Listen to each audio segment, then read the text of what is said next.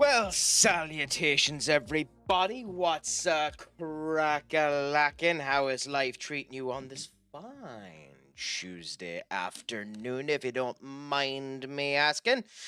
The crack is going 90 here with me, myself, getting ready to get into another rip-roaring display of Clair Obscur Expedition 33, would you believe? I mean, depends how you want to look at it. Do you consider the afternoon period of time? Because I had this conversation with someone before, where morning time is 9 a.m. until 3 p.m. Afternoon is 3 p.m. until 9 p.m. Nighttime is 9 p.m. until 3 a.m. And then that period of time between 3 a.m. and 9 a.m. is known as get the fuck to sleep.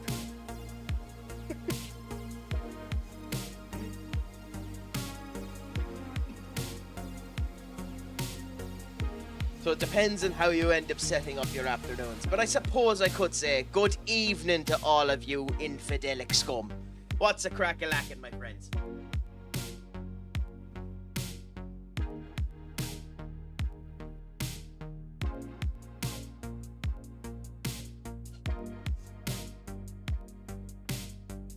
Ooh, you're dancing around with some niceness today with the Ludwig G. Ducky. You've gotten your own emote there with him, have you, Ducky? He's giving you too much. He's giving you too much bloody power, so he is. Far too much power. But with too much power comes responsibility, and the responsibility is to have the crack. So let's get into it now and enjoy yourselves, my friends. Get back in to some Clair Obscur Expedition 33. See how things are and continue on with how she's going. Last time we got through multiple areas of the inside of the monolith, and we shall continue on through multiple more of them now, hopefully facing off against the Patriots. If that is exactly what the game is going to make us do, I'm not 100% sure, but we shall continue on and see what has happened. I, in between, looked at a few of the characters, changed a wee bit of the way that they end up playing, changed their skills, so hopefully they actually still perform the way that we want to, and I haven't butchered myself, but time shall tell about that too. Not the first time I've had my own emote. Well, congratulations to you for being Mr. Fancy Pants, Duck. Where else have you managed to get an emote? And I'll end up giving you an emote if you create it yourself and it actually looks semi-decent. But don't have access to prior as said streamer. Oh, sorry to hear that. Way to depress things in the first 5 minutes of the stream, my friend.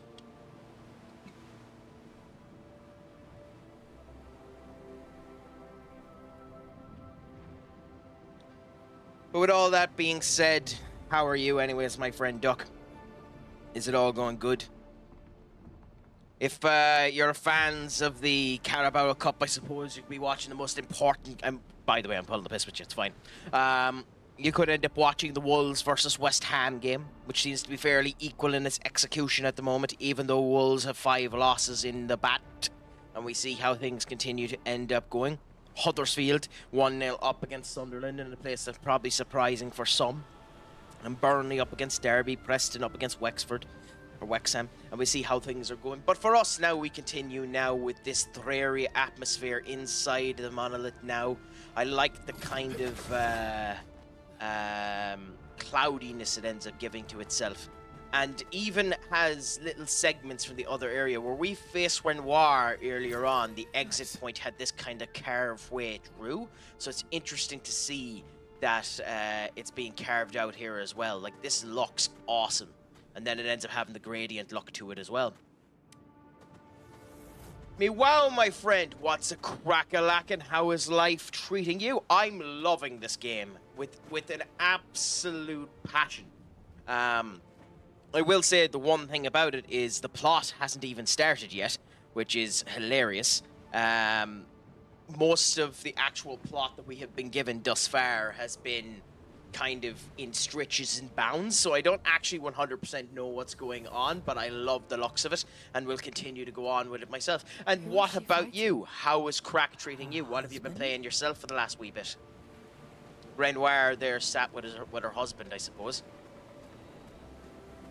Because that definitely was Renoir. Okay. Those are enemies, right? Yep. So, we are immediately into a battle. Happy out. I've been playing it as well. It's such a great game. Happy out to you. Where are you within the game now at the moment, if you don't mind me asking? Are you far within it? Obviously, this could be a spoiler for you. I am in Act 2 currently, and I don't really want to spoil too much to you if that was the case. But I hope you'll enjoy watching it with me all the same. FM, and would you have guessed it, FM? The joys of the good old bit of FM, Senior Duck. Which FM are you playing now? Is it still FM 21, or have you moved on to a different one? I'm all done with the story, doing the side bosses. Have you gotten to? Sorry, we need to wait a second. Miwa. Or how do you pronounce it? M-I-A-W-A. Miwa? Is that how you pronounce it? Miwa? Have you gotten to Simon? Yes. Oh, so you've challenged Simon. You've challenged him. Senior him. One of the most epic bosses done to video gaming in a long time.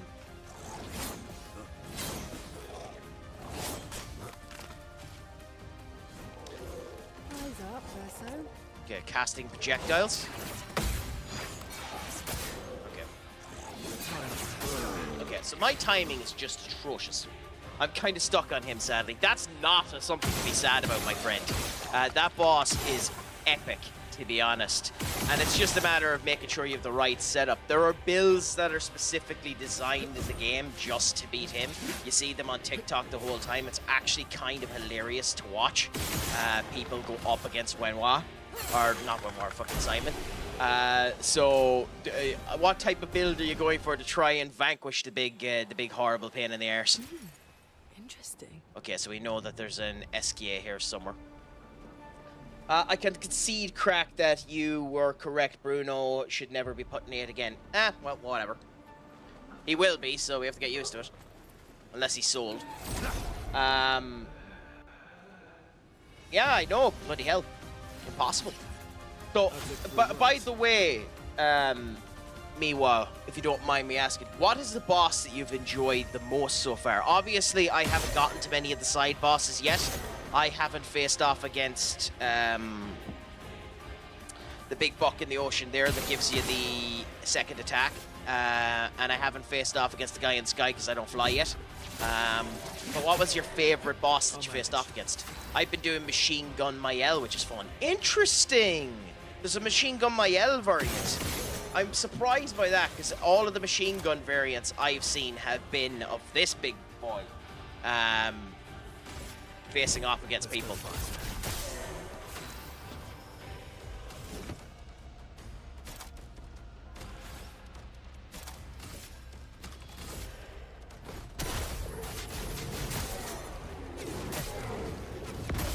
Not too bad.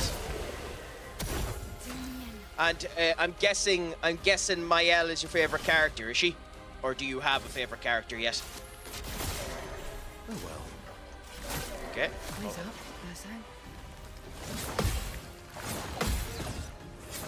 Why didn't the jump work? Piss off.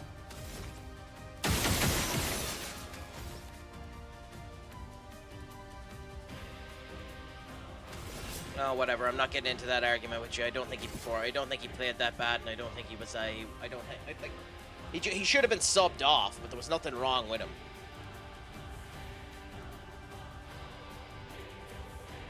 SK is my favorite character for sure.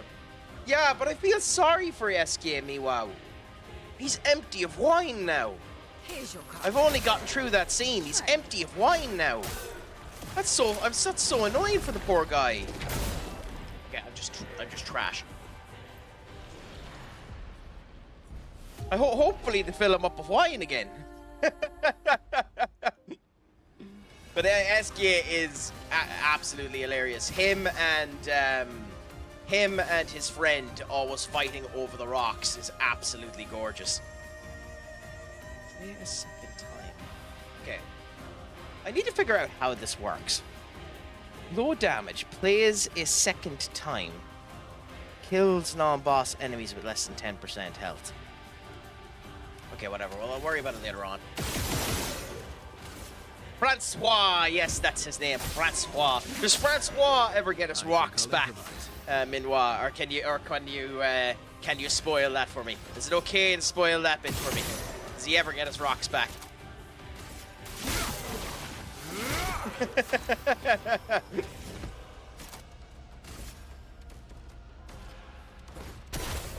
Because that's a character that deserves to get his rocks back. I know he robbed Esquia's rocks. That's not fair. But that's sad. I was hoping he'd get his rocks back. Also, out of context, what a statement. I hope that character gets his rocks back.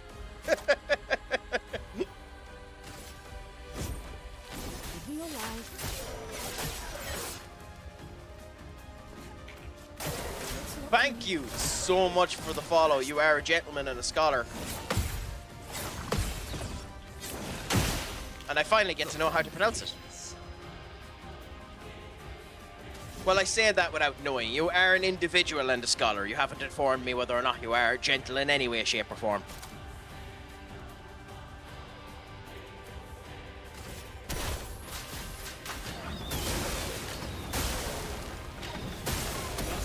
Nice. I have a break move, don't I? I swapped his moves recently, so Phantom Stars is my break move.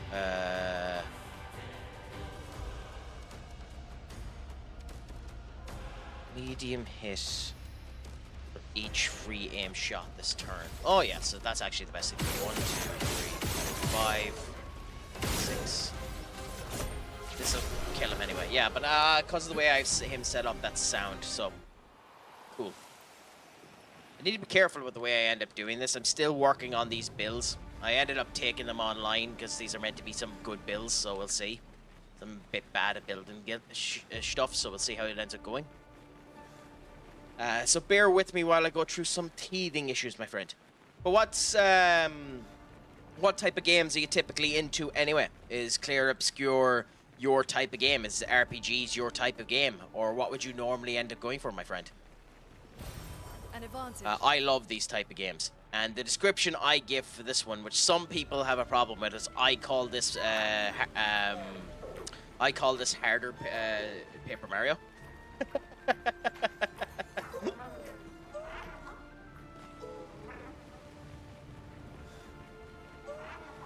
Souls, not too bad. You're going to think significantly less of me. I have played one Souls game in my life, and the Souls game that I have played was none other than Bloodborne. I played it on at the time my college roommate's PS4, and he had a guest account set up for us. And then he decided in his infinite wisdom that he'd delete that guest account and make me cry in the process. Because he deleted it as I was about to face the final boss, the Rat Bastardo. I still, to this day, am angry with him for it.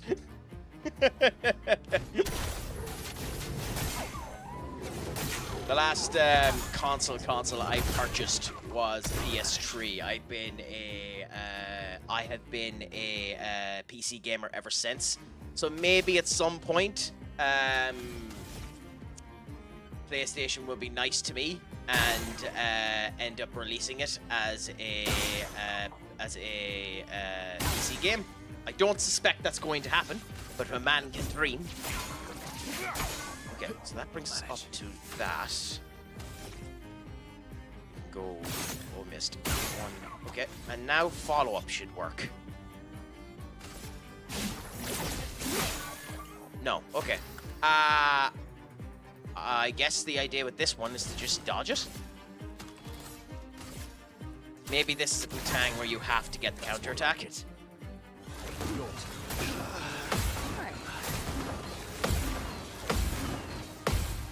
Well, it would help if I wasn't ferociously bad at this game. How I screwed that up, I don't know either, because that's not hard to dodge. Having a bit too much fun, eh? Okay, fair enough. Ready to strike. Where are you? That does something to you, and that. And then we'll just do the Defiant Strike. Yeah, it's looking far more unlikely, but at the same point in time, we'll see, because there is internal information from Soft that they are working on a project at the moment in-house for 2026. Now, the thing with that is Miyazaki-sensei is currently still working with Nintendo on Duskbloods. So it's very unlikely that whatever FromSoft is working on is a new addition to the game. The speculation could be Dark Souls 3, and to be honest, that would make sense. Although out of the 3 Dark Souls, I would assume 2 probably needs the remake more than 3, but it could be Dark Souls 3. I am of the opinion, but you know, fraudulently so, probably more cope than anything else, that they could be making a remake of Bloodborne.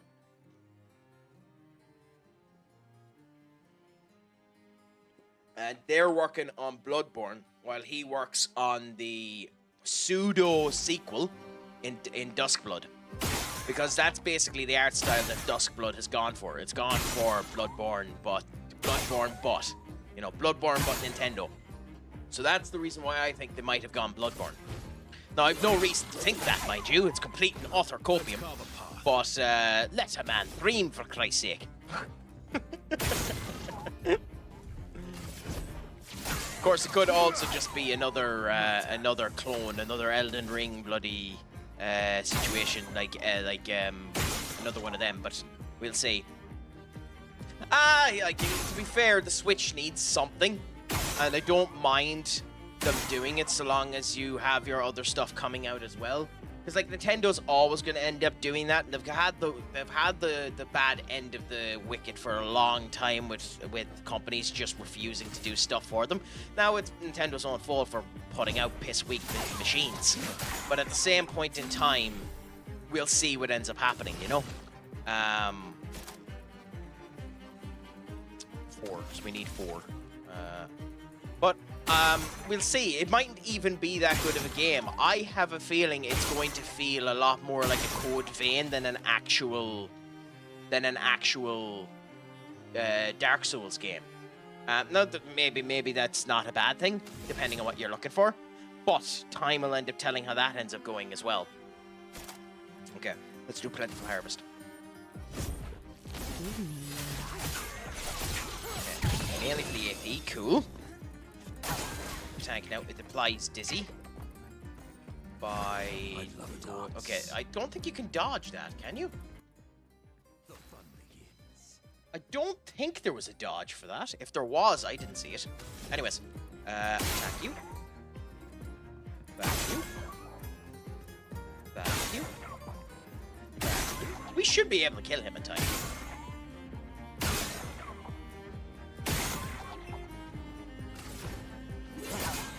But I do kind of agree as well. It's annoying to see. I'm not a massive fan of exclusives at the best of time, but of all companies, it makes sense for Nintendo at all, because their systems are so much different to everyone else's that you kind of need to design for their system. And I don't think that's a perpetuity exclusive. I assume that game is going to be multi-platform in a year's time.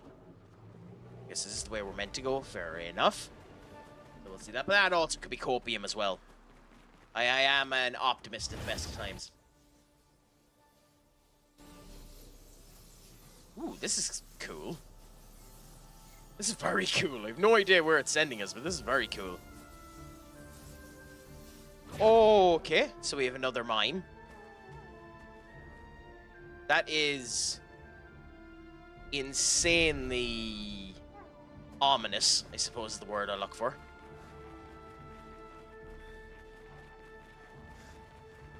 Anyways, in we go for the fun. It's a Clair and an Obscur and a mime.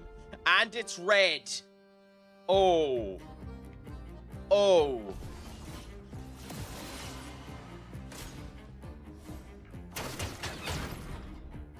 Magneto, thank you so much. Oh, another bot. Never mind. If you want to message out to me, Magneto, if you are an actual viewer on Kick, then feel free to do so, but I think that's a bot.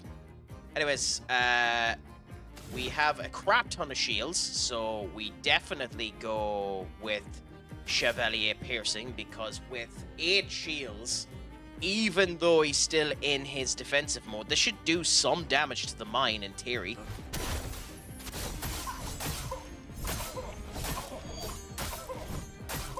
Barely not, so that wasn't worth it. Fair enough. Fair enough, that's on me. Fair enough, that's on me. I should have known better.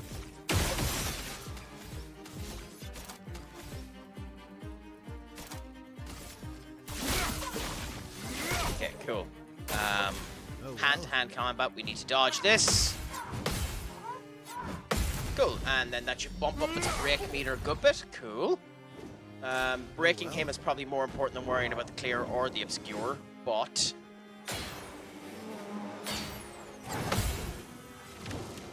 Oh no. Good! Oh, I'm surprised I got that timing. I've had problems with the Clair and the Obscur the times we've ended up facing it, but let's see how this goes. 2 of them together. This is the first time I fought 2 of them together, so... Exhausting combo. Okay, that was fast. I think that might be the first time I've seen the exhausting combo too, so yeah, that's kind of on me. Okay, what's the thing to do here? I suppose since we're going to revive Verso, just do that. And then revive Verso. Now...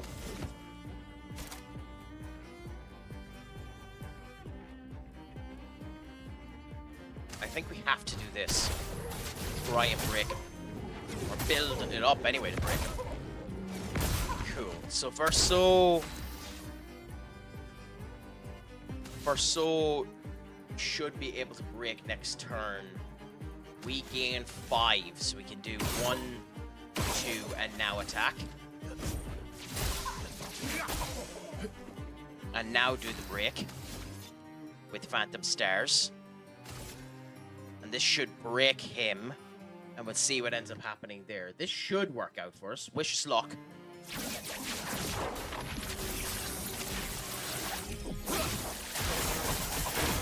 Ooh, nullified on one of them. Okay, so we have him broken, so that's good. Which means that that one there is dark. Fair enough. We need to get rid of the mime anyway. Okay, no longer stunned. Does it have a turn? Strange combo, okay. Okay, that seems faster than normal. Anyways. Incoming. Okay, the Clair's nice, fair enough. And now his enraged attacks against silencing combo. Okay.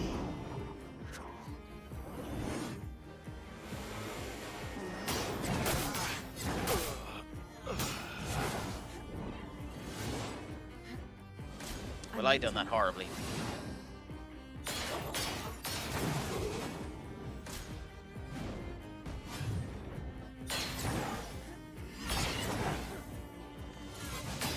Timed that wrong. Dead.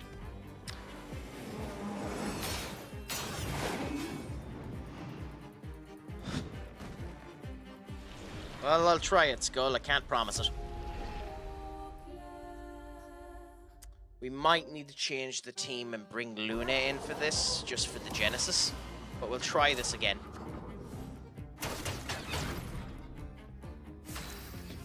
Okay, so we know now that that's a waste of time. So, our options are probably to do this.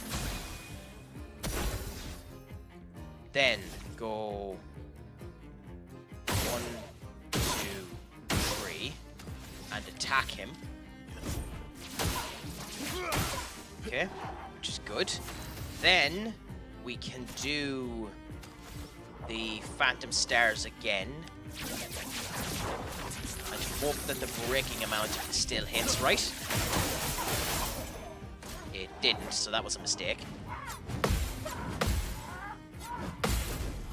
But still, we got a counter, so that's good. The enrage is going to be a pain in the arse, but we'll go with what we can.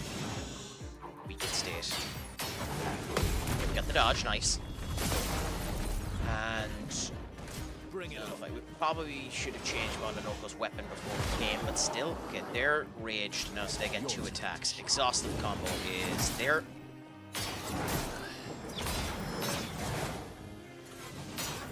Okay. Wouldn't mind, I didn't even try to do a parry counter after that, I just ended up doing the dodge. So, you try what you can and you fail where you do. Okay. So, we need to do... We have dark, so final path on you. We know you take dark damage and are susceptible to it. This should do well. Yep. You can do a lot of damage as well, but we're actually going to use you to revive Verso. And then we're going to have Verso just wallop on him. Do this. Cool. Then we're going to have Verso go 1, 2, and then just do the mark. Like that. Which builds up a good bit there. We're back over to Mononoko, who can do the dance. Yeah, do this. It's not enough to break, but done a nice little bit of damage. Now strange combo on CL. There. Okay, good. Good, so we're doing well now. We'll be able to break you next turn, then we can do a lot of damage to you. You know, these will attack twice, yeah.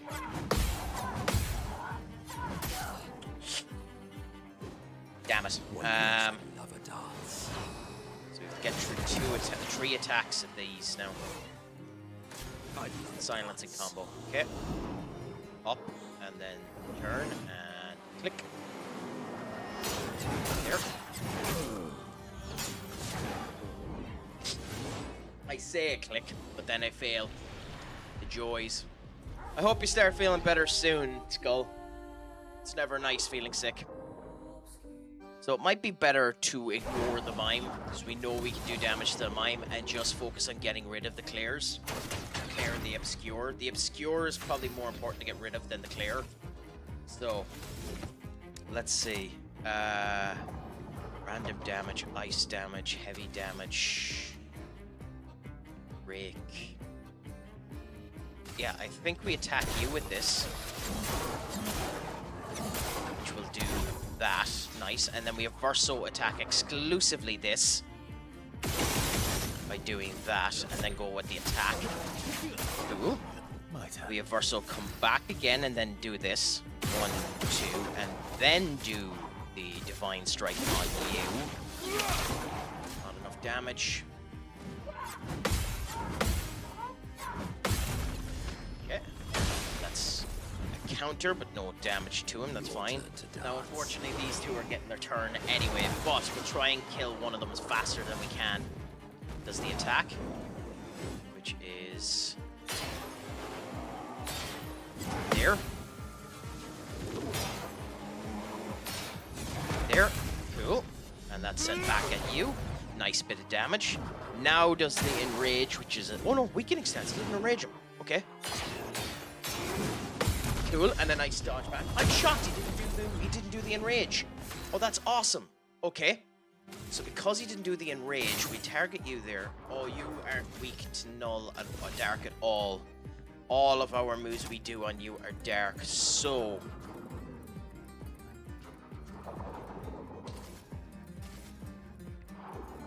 we do 5 damage to do Fortune. Fair enough. So 1, 2, 3.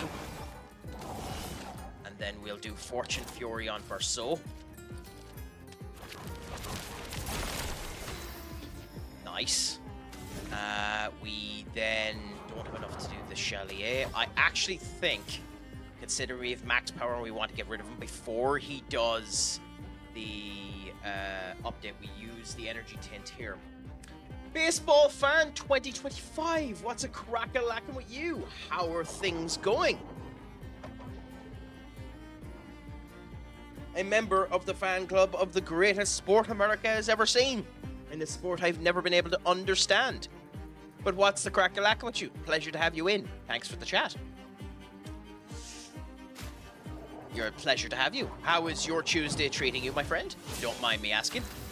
As we start the attack and see if we can end up getting through this. So, we can do that, then attack this. Cool. And I believe, if I'm not mistaken, we can then do follow-up, which is a medium-like attack, but there's no point doing follow-up yet. Increases damage at each cast. I think Phantom Stars is what we go for, because it'll hit them as well. No.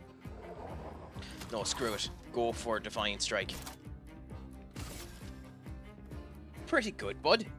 You mechanic fixed my dryer for laundry.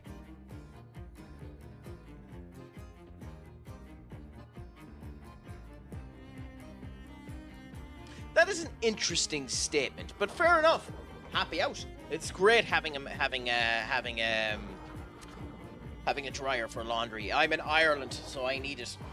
In here, it's impossible to end up getting clothes dried outside. So you either need a well-ventilated house, or you need to hope that everything goes well.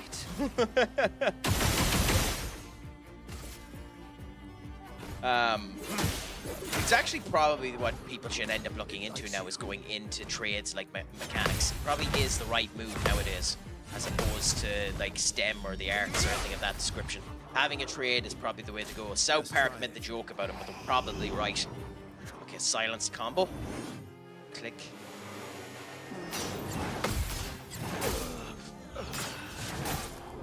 God damn it. You surprised me up, and you managed to kill me, but at the same point in time, thank you so much. You are an absolute scholar, and have managed to end up reaching a goal as well.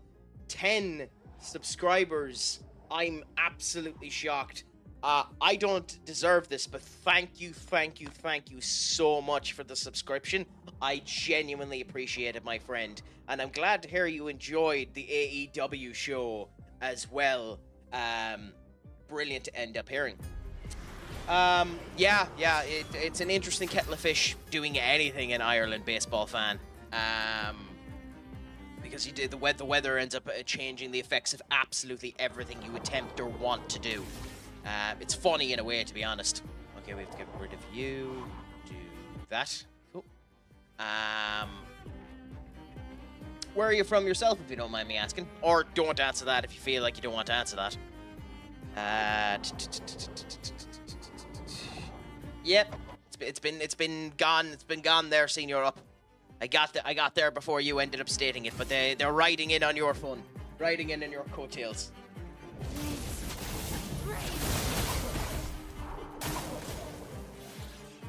Well, that's the good thing about it. Well, to be honest, it did. To be honest, it probably wouldn't have mattered if it was AEW or WWE. The British crowds at the moment are in that weird mode. British crowds at the moment are in that weird moment where they just want to prove themselves to be better than the actual American crowds, and you can't really blame them. That was a mistake too. Oh, you're from Jersey. Not too bad. As in New Jersey of New York. Baseball fan. No wonder you're a fan of baseball. I don't mean to do this because I don't know if Jersey has its own team, so please don't butcher me if we're stating something that could be wrong. Are you a fan?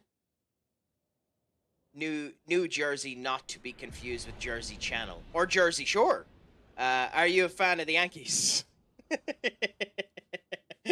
I come back and see someone telling someone Osprey jumping off the well, it was more silly Osprey jumping off the cage because he had he's having neck surgery, and the proposed situation is that he's having triple fusion neck surgery. That's what daft about that. Now Darby, that man wants to kill himself, so I don't know what to think about him, but it's nice to see him over. Now, thing with Osprey, what people don't want to admit, I know Duck hates us talking about wrestling, but we'll just get this out of the way really quickly. The problem with Osprey is there's a significant chance, based on this surgery, Osprey might have to retire. So you might have accidentally seen Will Ospreay's last matchup.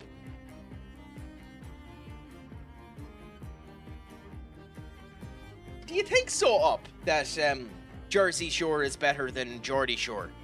I mean, both of them are shite, but at the same point in time, I don't know. I like the production values of Geordie Shore a bit more than Jersey Shore. I failed miserably at that, by the way.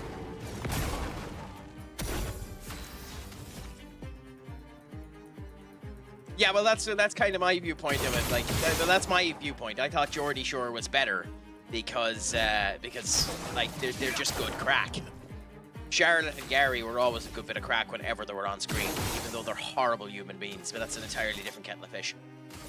I'm not by shore, mainly beach and Farmwell. Inland. Did you know once New Jersey was East and West Jersey split, then it got together as one state? Oh, so basically it was Germany. Nice to know, baseball fan.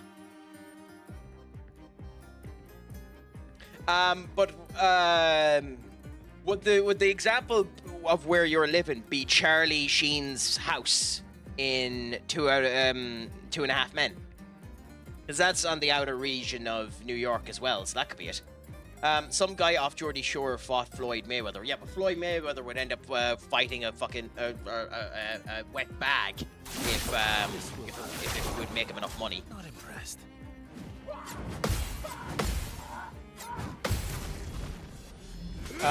I despise anything like that, burning hell with a passion. I don't blame you. An awful lot of it is just complete tripe, but it's also funny. So that's the reason why I don't mind it.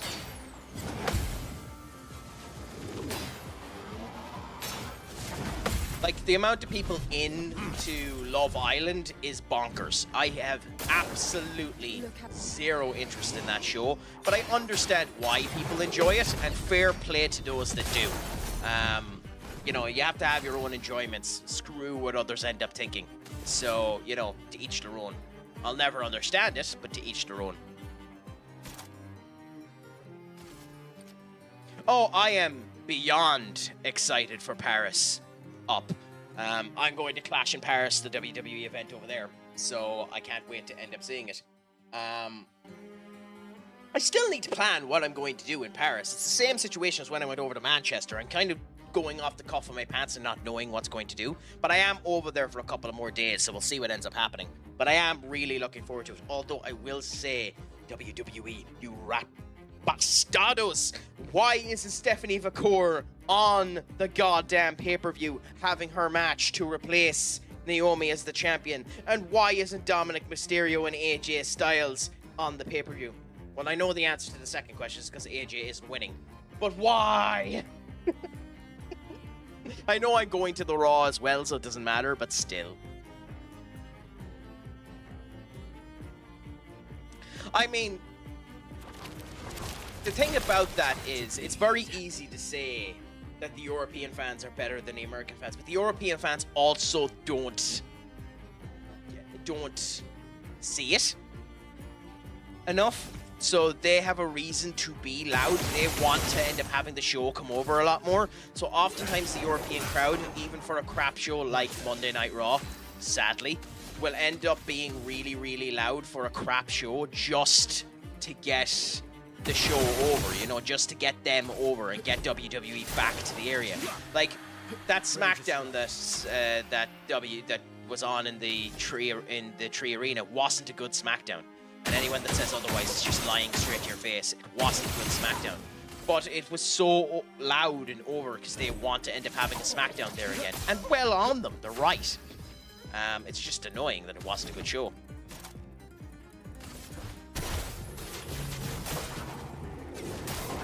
They know for pubs over there, right, by Dublin Capital. I might have missed what you meant. Oh, crap. I might have missed what you meant by that, baseball fan, when you were saying they know for pubs over there, right, by the Dublin Capital.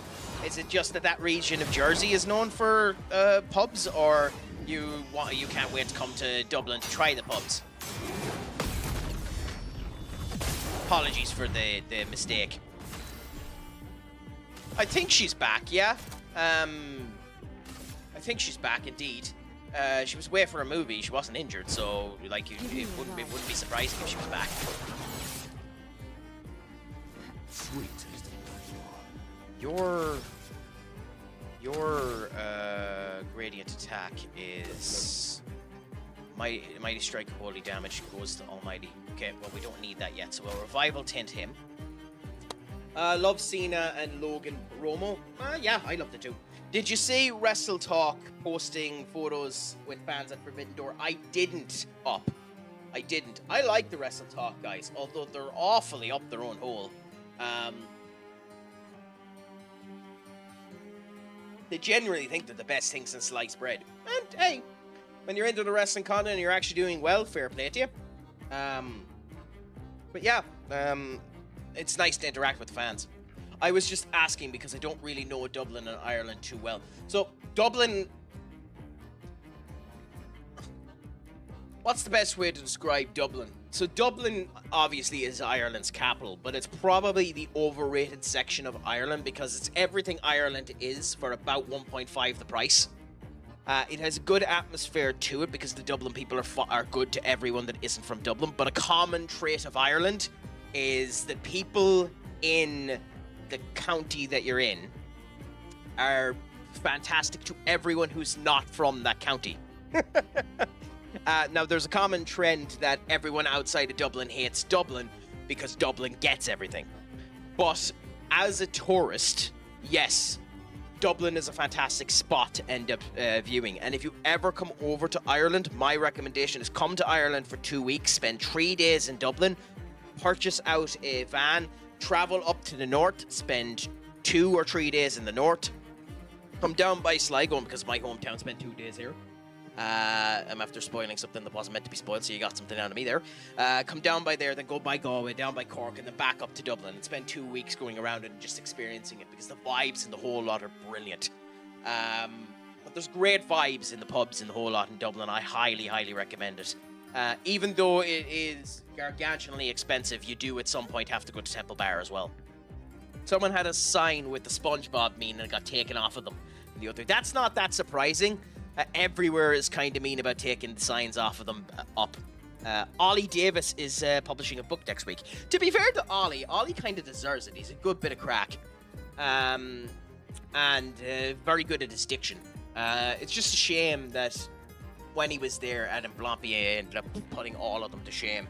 But, you know, we don't really talk about Adam Blampier. Oasis were in Dublin recently, weren't they? They were indeed, but Oasis have been everywhere. Benny, it's a pleasure to have you, my friend. What's a crack-a-lackin'? How has your Tuesday been treating you, my friend? Have you gotten up to anything good, anything spicy, anything delicious, my friend? Is work treating you good, grand and saucy, or are you home? The meme was the mayonnaise one of the instrument. So like focus on the whole country. Got it. There is more to see. Ben, my guy, how are you doing? Yes. One of the things I highly recommend if you're coming to Ireland is look up the Wild Atlantic Way. It's basically a strip from Donegal all the way down to Cork. Not technically Kerry, but Cork. And it ends up giving you a load of different pubs, highlights, destinations, viewpoints, and the whole lot. You can do the Wild Atlantic Way in 7 days. So... let me check.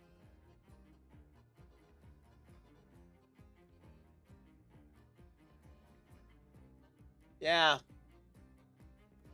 The names are wrong. I need to figure out why it's doing that. I have a recording of it on the old system and end up fixing it. You know what? No, I won't do it now. I will mute the welcome message for now so that it isn't bothering anyone as things continue to go on. But thanks for pointing that out to me. Because unfortunately with the change of StreamerBot 1.0, a number of my effects got modified slightly. So that's one of the reasons why that has happened. Where the... There. Down to the welcome message. I know it's only 3 seconds, but still. Welcome message. There. Okay, so that's off for now, and I'll update it. Yeah. The reason why it happened for me is the timings were off, and it moved around the timing delays that ended up coming down in order to get the proper information. So I need to end up figuring out what my timings were again. So it basically ends up meaning messing around with until I get it working. I thought I had it fixed, but the joys of not having it. But yeah, baseball fan, definitely, if you come to Ireland, give it a good old gawk, give it a good old watch. I highly recommend spending 3 days in Dublin, 2 days in Belfast, 2 days in Cork, 2 days in Galway, because they're the 4 big cities of Ireland, and they each have a different feel to them, and they each give you a different vibe of how it is. By the way, 1-1, Wolves 1, West Ham 1. Benny, squeaky bum time might be over. Thomas Sukek ended up scoring a goal after West Ham missed a penalty, and Rodrigo Martinez ended up putting in a goal. Would you believe it? I mean, that's fair, but, like, you know, I'm just saying that as the main spots to go to, so appreciate your work, my dude. Keep up the good work. Drying Paint Watcher, it's a pleasure to end up having you. That is probably one of the best names I have seen in a while, because watching me is probably less entertaining than watching paint dry. So, you know, fair play to you for curling the examples and actually proving maybe that I'm better than I think that I am. But, yes, it's a pleasure to end up having you. Crack, what's your favorite baseball team if you have one? Benny, what was the team you ended up choosing again? I don't watch baseball fan, as much as my chagrin is. I understand it's America's favorite sport, but the sad truth is, and the only reason for it is because in my youth I wore a hat of it. It's the basic bitch answer. It's the Yankees.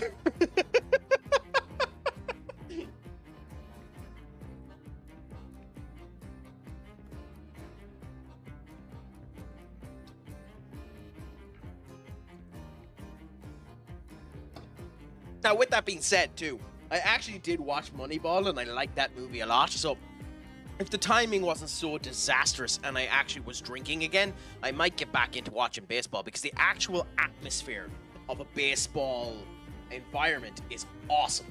Like, I'd love to go and end up going to a baseball game, but it's not really a big thing over here. Hurling would probably be our baseball.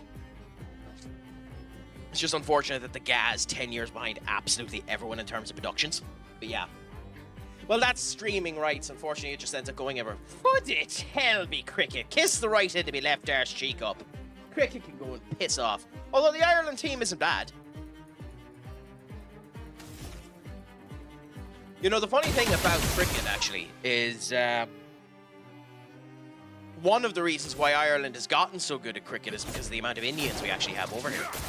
They've made our team phenomenally better as we've actually started practicing. You know, funnily enough, when it comes down to those type of hand-to-hand sports, one of the ones that we're actually the best at that you wouldn't think about is Ireland is phenomenally good at handball. God.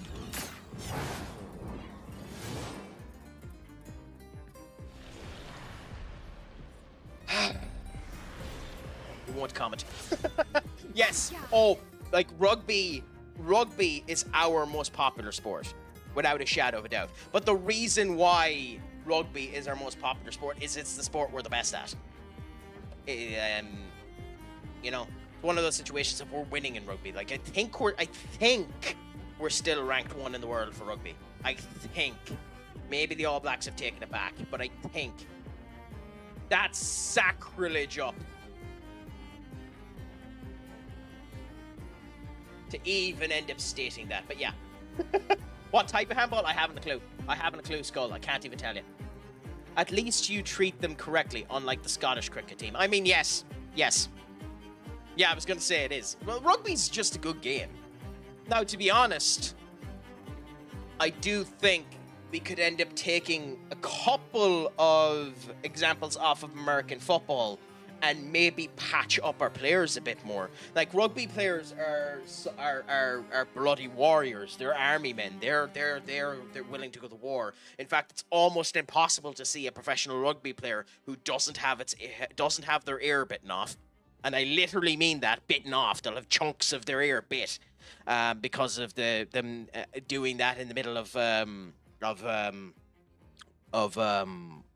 oh god, the name's rooks. But like they're bonkers. But it's a fun well, no, it's not even cauliflower ear up. They have that as well. But there's literally they'll go into a rook, and in the middle of the rook, they'll end up biting at each other in order to get an advantage. Scrum. I was thinking that's the bloody word. Yeah.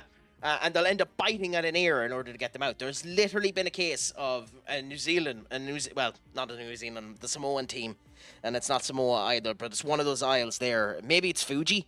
One of them anyway that literally bit off the ear of someone from, I think, France. But yeah, no, it's just, but it's a phenomenally fun sport to watch. As bonkers as that sounds. Fiji, that's it, yes. Fiji, not Fuji. Don't die now.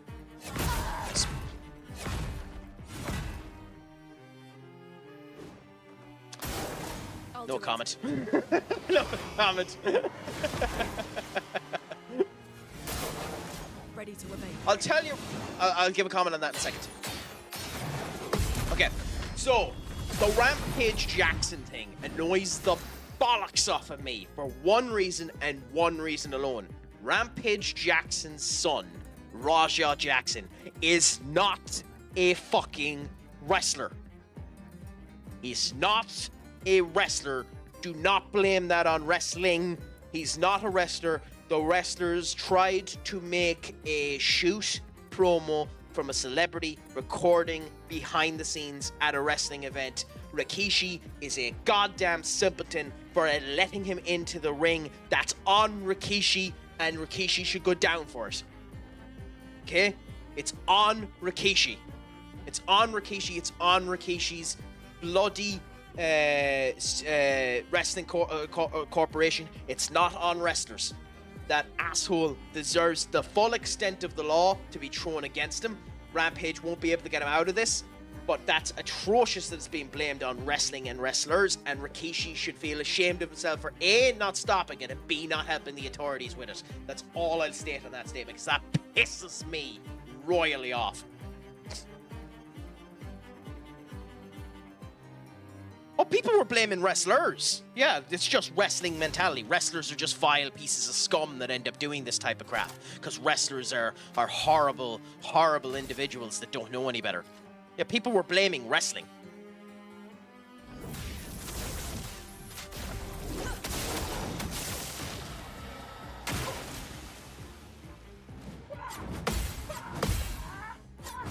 So, Rampage was in the MMA. Duck. Raja, the buck who did this, wasn't. Raja Jackson is Rampage Jackson's son.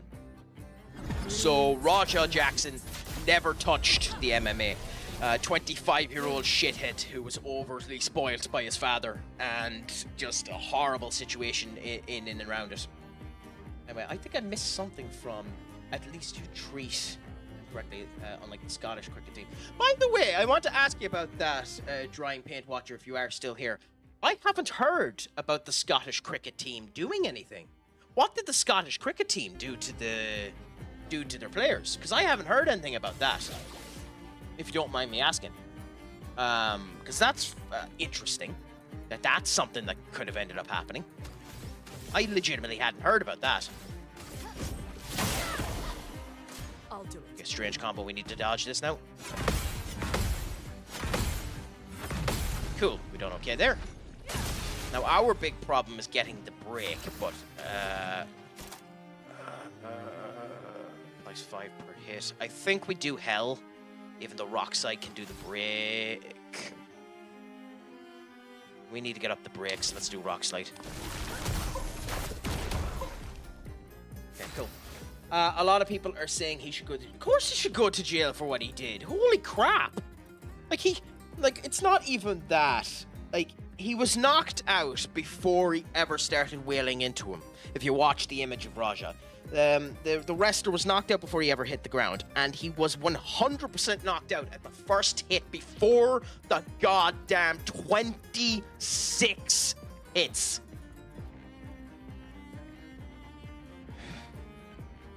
Anyway.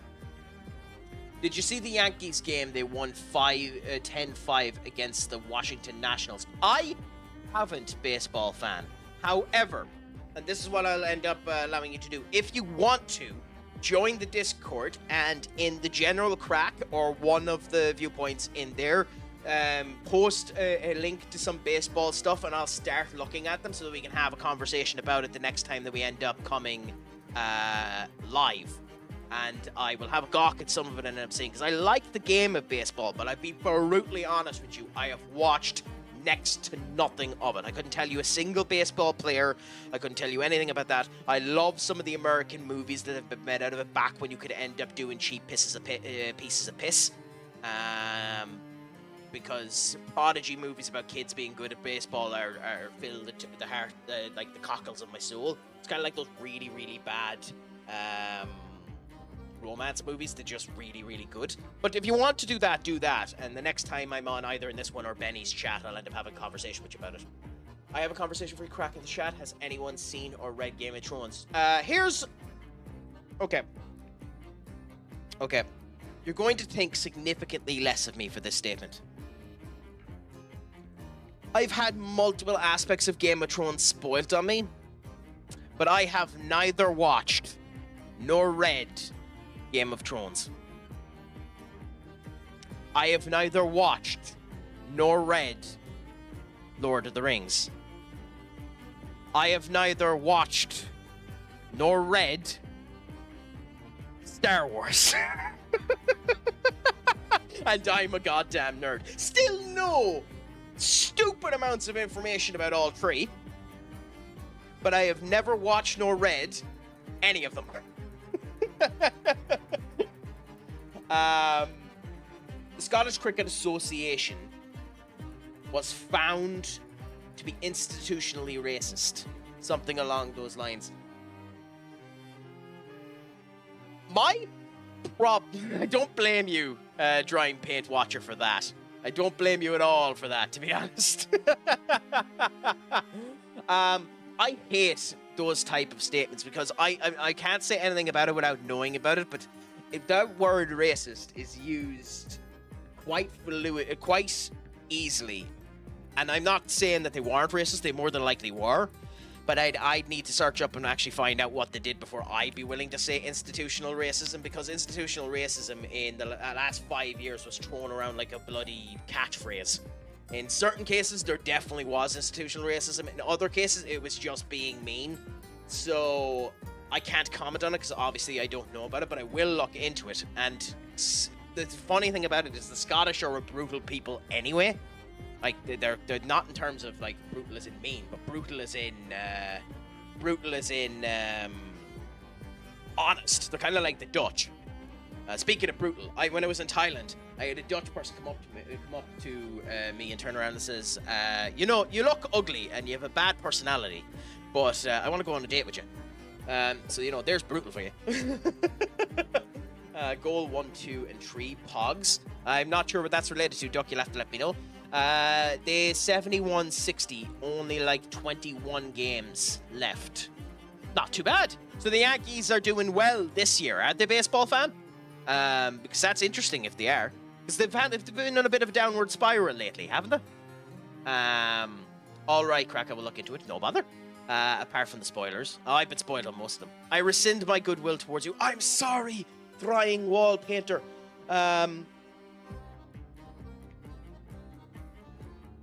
I will do my best to end up getting back in your good graces. And the first way I can end up doing that is simply by reminding you that I am Stupid Sexy Crack. And that MLS means my little Skelly. That's all I can do, my friend. That's all I can do. I doubt Benny's even watching, but still nice to put it in every now and again. And otherwise, I suppose all I can do is just tell you to... Off is the direction you can fuck. I done all of that during the ad, so maybe you didn't hear a goddamn word of it, but still, it must well be funny. To be frank, I've seen bits of Star Wars and didn't enjoy it. Star Wars is a good series. Like, I've watched a good bit of Star Wars. I just need to get more into it. I thought you were burnt. Anyway, never mind. Flames. Rain. Okay, fair enough. You will now do the hand-to-hand combo, which we should be able to do. Cool. Nice. Why did I do this? I need to wait for the ads.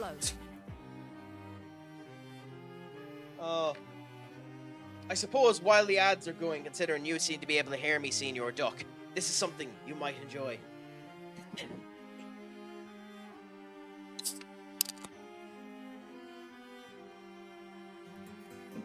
Thrive, Paint Watcher. Thank you so much for the follow.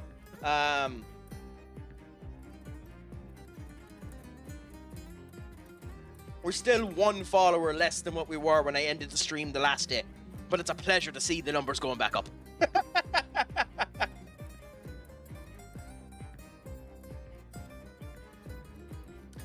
But in the day, it's nothing special. At the time, I think it would have been good, but in the modern day, it's nothing special. I mean, fair enough.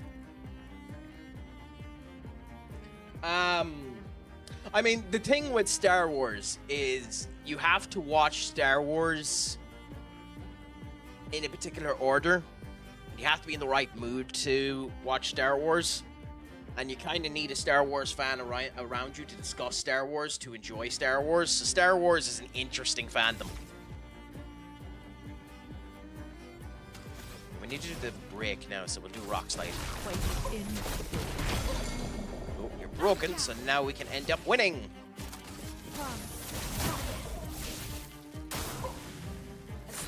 Cool. And don't have any AP, so we just do that. You have 9, so we'll do a sword ballot.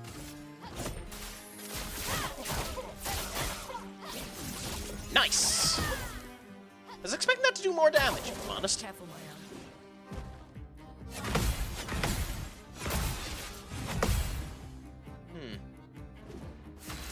Remember my dad pirating the 6th one on VHS so I could watch it. Like, the 6th one is in the 3rd released one, or the 6th one is in the 3rd one? That's the problem with Star Wars 2. Because it was released in such a screwed up way. The order is bizarre as hell. It's funny, but it's bizarre as hell. The 3rd release one's yes, the 6th one. Fair enough. finesse and grace. That's me being an ass, by the way. I figured that's what you meant.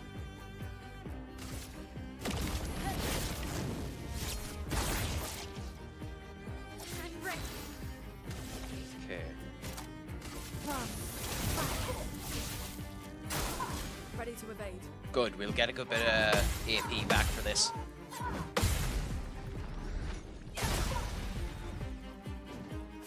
Can we do Genesis? No, we can't. Okay.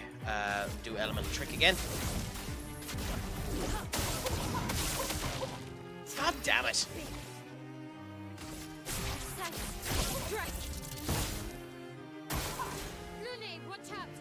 Still done on the right one. We should be able to kill this a bit. Haven't seen any news on new ones. Yeah, I mean, the next Star Wars release date is December 19th, 2026. They moved back Star Wars and gave the place to Avatar. Disney typically end up rotating between Avatar and Star Wars, but the last wee bit they have put Marvel in there, so I'd say we'll see what ends up happening there. Oh, you haven't watched any of them, fair enough. Do I want to know why you're after writing my name in such a bizarre way, my good friend? Like, inactivity. What do you mean inactivity? The bloody thing is moving. I hate TikTok. Ah, fair enough. Go through the effort of bothering to do it, my friend, I suppose. Considering everything else is going bad, we'll just do hell. Cool, we win. Oh, we got voluptuous hair from IL. Went through all of that effort just to get voluptuous hair from IL.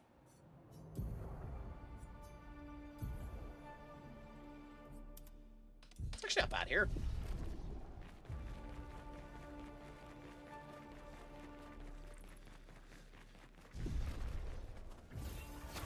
I have the chroma elixirs. I should use them more often. I have a nasty habit of ignoring the chroma elixirs.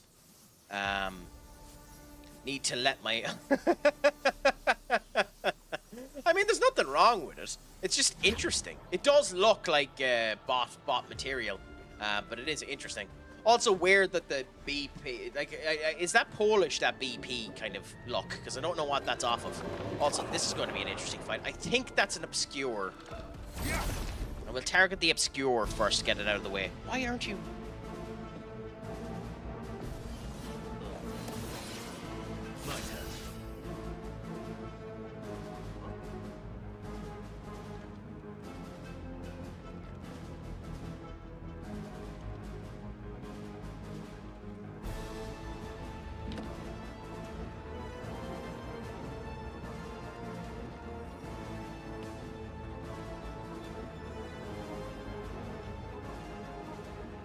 Oh, Lucas Paqueta's after scoring. Benny will be happy. God damn. Okay, bear with me a second.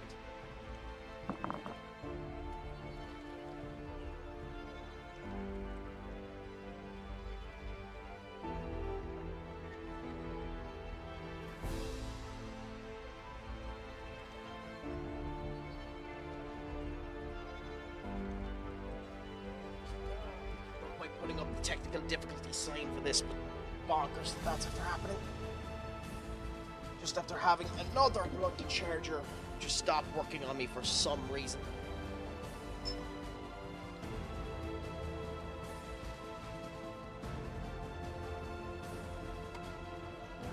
Or my phone is bollocks. If my phone is bollocks, that's worse.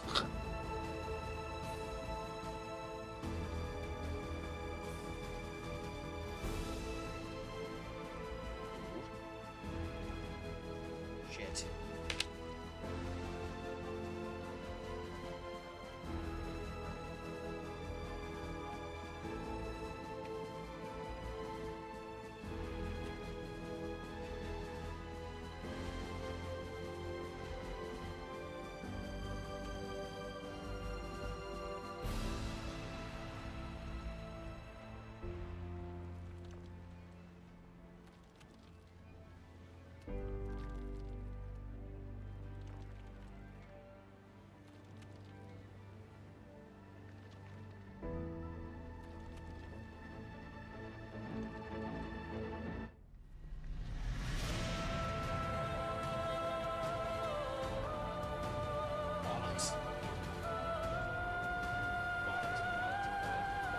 Bollocks. Bollocks. Bollocks. Anyway, never mind, I'll worry about that later on. Shit.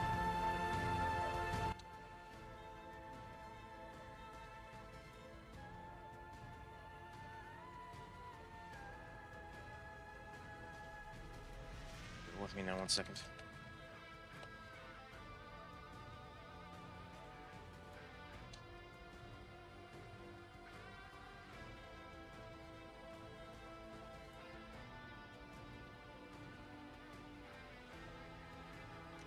Okay, should be fine. Okay, cool. Okay. Continue on with that now for a moment, but that's an incredible pain in the arse. Oh, anyway, I'll worry about it later on. I'll continue with this for now. We aim for the obscure. What were we on about before I got rudely interrupted by life deciding to shit in my bed again?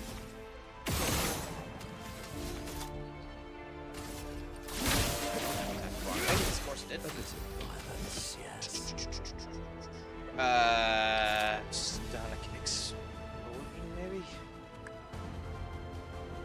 Yes, static explosion. It's random though, but yeah, that's probably the best way to do it. Good. Then for you, do the focus foretell on that. Boola boola. 2-hit combo. Bang down.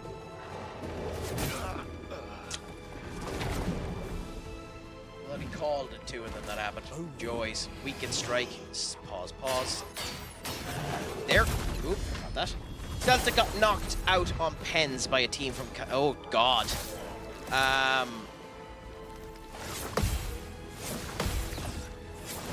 I'd say...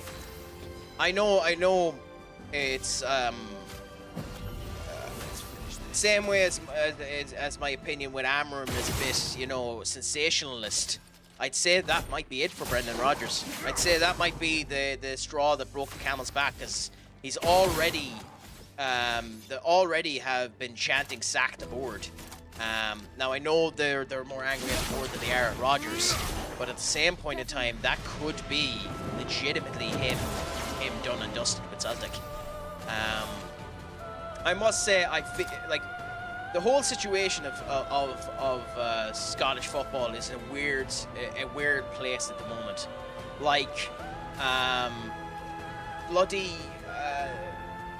the player refusing to go on at half time for Rangers is a joke. I can't. I hate the idea of that. Never mind the actual idea of it. Yeah, I hate the idea of that. A player having that level of bloody vitriol for his own teammates. Never even mind the club. Piss the club off all you want to. That's just screwing your teammates. It's like they want to play in the All. They want to win the league. You're screwing your teammates by turning around stating that you have an injury when you don't have an injury at 60 minutes when the manager wants to bring you on, because you screw the entirety of the plans. Just don't show up for the game, because at least then there's someone else that's there that can actually go onto the pitch. It's genuinely one of the most horrible things you could end up doing.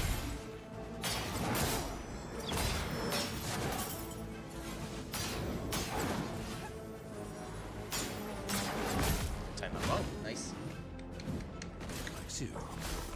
To jump, which means it's horribly crack over the flood, and this is a swing.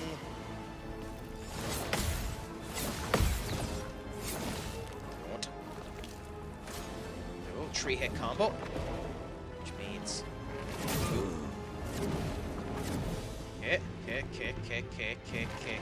okay. Then Rage does the 2-hit combo this time.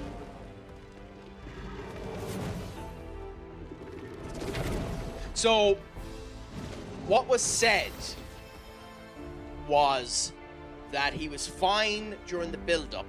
He was fine during the training before the game.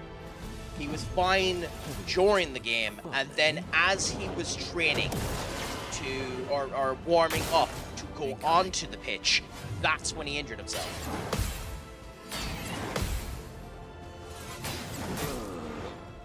So that's what was said, which is obviously, yeah, it's obviously horse manure. It's completely utter horse manure. But that is what was said. That's the load of crap that he's going with. That he injured himself during the warm up, and as a result of which couldn't end up playing. That he was injured. Now it's a wonderful coincidence that happens to someone as the club just denied the transfer that he wanted to end up happening.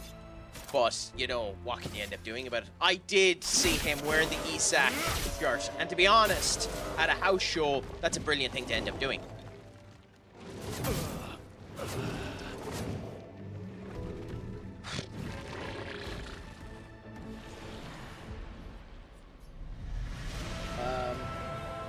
Like Tevez for City. Did Tevez do that for City? Interesting. I didn't know Tevez had done that.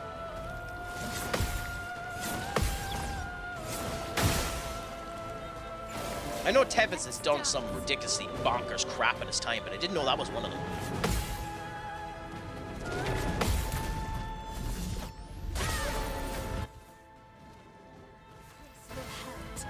I remember for a dark match at Clash when Germany were 3-0 up versus Scotland at the Euros when Kaiser came out in the Germany shirt. Yeah, but Kaiser just knows what he's at. That's why I feel somewhat sorry for Kaiser, because like he's doing phenomenally well with the El Grande Americano roar. But like he has a look. The sad thing about Kaiser is Kaiser has A-Luck, but he doesn't have D-Luck. He will never, ever, ever be a main eventer. Sadly. Even though he has everything in his credentials to be it, he'll never be a main eventer. The El Grande Americano role is probably his best bet at being a main eventer. So it's good that it's working for him. But I genuinely love everything about him, and his relationship with Gunther and the fact that they have been with each other for 15 years since the independence is gorgeous, to end up being honest. So we'll see how that ends up going. So the other two El Grande Americanos are Pete Dunne and Tyler Bate, in case you're wondering. They're Pete Dunne and Tyler Bate, which is the reason why Pete Dunne is being allowed to do the indies at the moment. As they're trying to bait the fan base into thinking that Pete Dunne is gone from the company.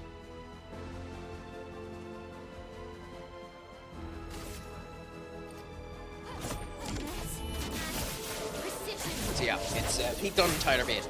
Now, to be honest, it's not confirmed, but it's not confirmed that it's Ludwig Kaiser either. You know, it's pretty much confirmed. Skull, you know, as much as it can be confirmed. Meet your reckoning. I will say I absolutely love the people on TikTok that do the Pokemon evolution memes, with El Grande Americano evolving from Chad Gable to Ludwig Kaiser to Omos. It is genuinely hilarious. I love that with a passion. But I do enjoy that joke. Don't be shocked, by the way, if Omos becomes the AAA heavyweight champion sooner than you think.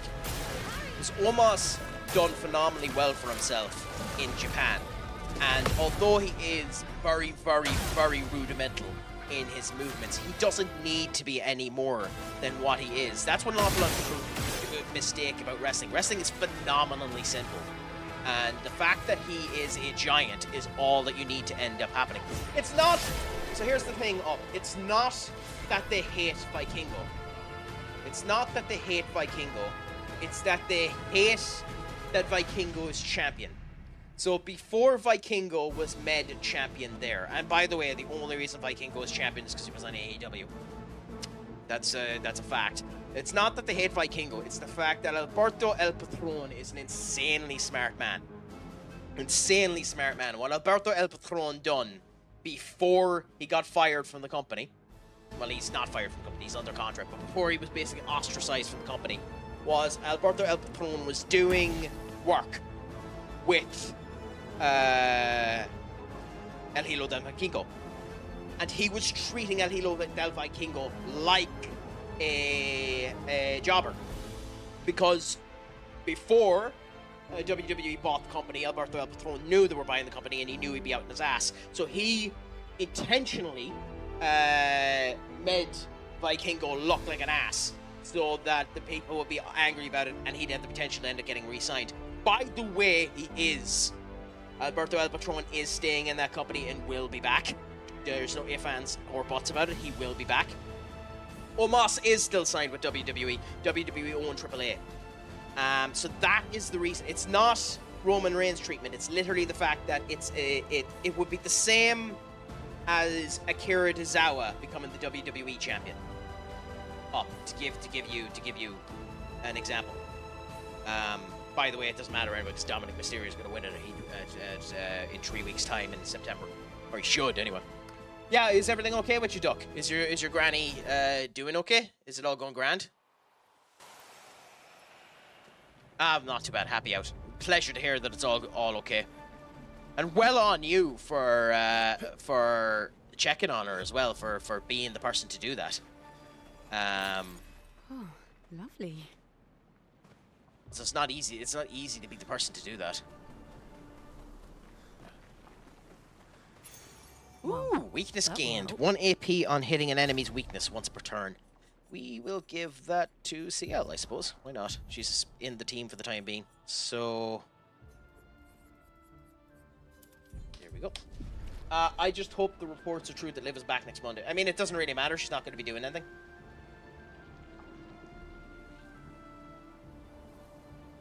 But it'd be nice for her to be back.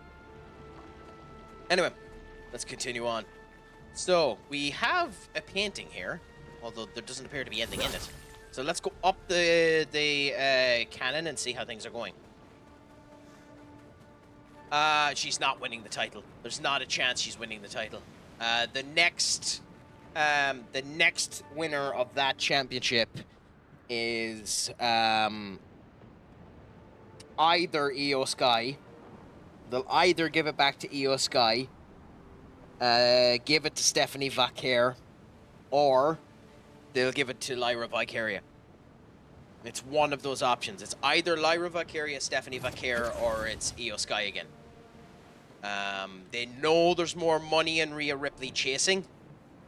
Rhea Ripley versus Stephanie Vaquer is a match they want to do. Nope, that match was cancelled. They announced it on Monday Night Raw. I'm pissed. We're getting Becky Lynch versus Nikki Bella instead. Now, I don't actually have a problem with that because I like Nikki Bella. So, I'm happy to see Nikki Bella. But no, they've pulled that match off mainly because they don't know what they're at. And I would assume, much like what Skull is saying there, the reason why they pulled that match off is so they could end up having Liv in the actual match. She's not going to win it, but have Liv in the match. Ooh.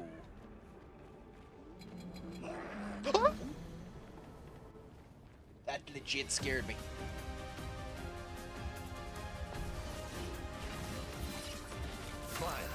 That legit scared me. I'm actually semi-annoyed that that legit scared me.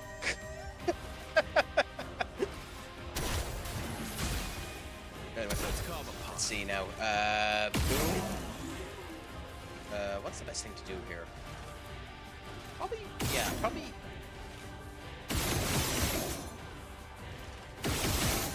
that. Yeah, cool, that's you dead. Then we can go like that, and then go this. That's you almost dead. I don't think I've seen this enemy before. I wouldn't mind I had the timing for that down. That's just my neglect. Interesting. What Rocky on about up? What Hoppy on about? I'm going to make the biggest prediction. WrestleMania is going to end up doing smarter than Braun wins the Rumble, and when going to confirm WrestleMania, Seth takes his safe. Batista. I mean, that's not a bad idea, but you're 100% wrong. The sad truth is this Rumble has the most obvious winner of all time in it. It is 110% going to be Sami Zayn. There's no other option but Sami Zayn. It's the goddamn reason they said yes to it being in Saudi Arabia. It's going to be Sami Zayn. There's no ifs, ands, nor buts about that. You could almost put the money on it right bloody now that Sami Zayn is going to win the Royal Rumble. To be brutally honest with you, you could almost put the money on that now.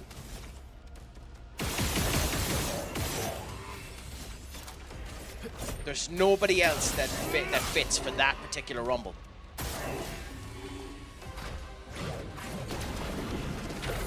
Okay, I timed that wrong. They've been changing the timing on some of those gradient counters, and it's a bit annoying, to be honest. I'll manage. I meant Rock actually showing up as a WrestleMania prediction. I mean, it wouldn't actually be that surprising for him to show up. I just don't think it's going to be happening anytime soon.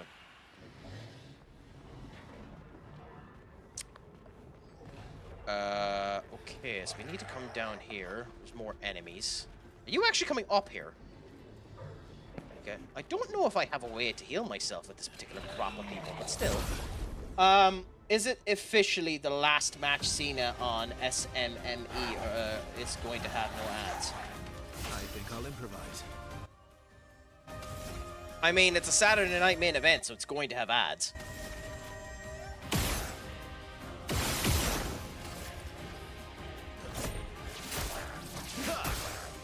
Oh man. So I don't know. I mean, I don't think so. Supposedly, and who knows what's actually going to end up happening.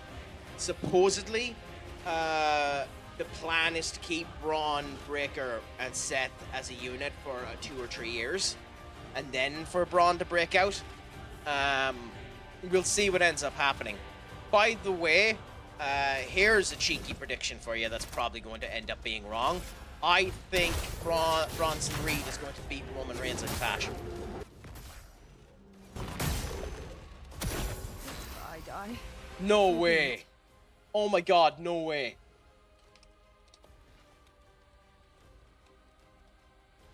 Oh my god. Oh, and I wouldn't mind. Larson is one of the people that people have been looking at. I don't know who's meant to be putting in a bid for him. It's either Arsenal or Tottenham or one of them. It's meant to be putting in a bid for him. That's going to end up shooting up the wazoo now. Holy crap. I think... God, it's sensationalist, but I think that might be... Graham Potter's head.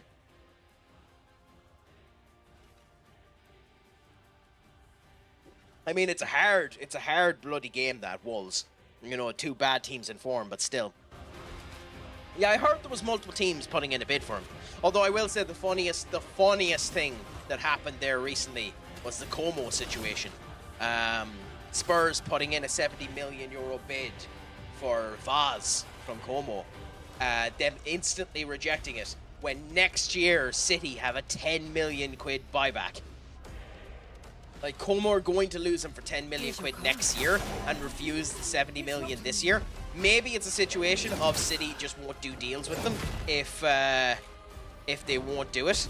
But is it Madrid? I was told it was City. I'll bow down to your knowledge on that one. I was told it was City. I'll bow down to your knowledge on that one. I won't argue a goddamn bit about that. I was told it was City. Okay, fair enough. I'll bow down to your knowledge on that. I cannot comment.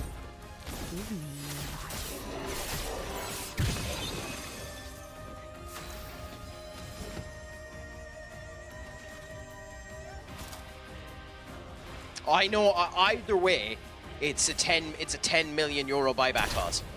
Yeah, I mean, Spurs, like, who cares? Thomas Frank is already making them into a decent team. You can tell straight away. But, like, you do have to feel somewhat sorry for the poor bastards.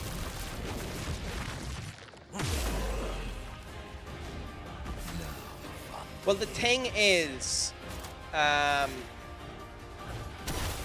in terms of that buyback clause, if whoever owns it, and I'm not going to bother checking up, but whoever owns that buyback clause, if someone else comes in better, you do have to pay the difference. You get first choice refusal. They can't just turn around and say, we have the 10 million, we go with the 10 million. It's just if no one else comes in, I believe is the way that works.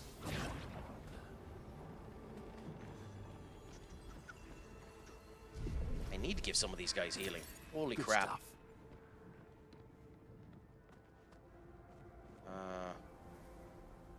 The video of Spurs fans in the car and the car ahead having Eze's number plate is funny. I don't want to be that guy to City fans when it came down to Eze, because they should, like, realistically, they should have had Eze. There's no reason why they shouldn't have signed Eze. That's them being neglectful and wanting the best deal. And there's nothing wrong with wanting the best deal, but it is what cost them Eze. Like, United have been lucky. Well, I say that. I don't think we have been, because I think the players that we went on for have ultimately turned out to be the wrong decision. But United have been lucky that every person we've went on for, we ultimately ended up getting that we've wanted. But people could have, except for Gokras, but people could have come in and taken them. In this particular case, this was Spurs just pissing about too long, and him going to the club that he supports. Now, here's something that's really annoying. That Rio kid that scored for Liverpool yesterday is a Manchester United fan. But you go to the club that signed you, so what can you do?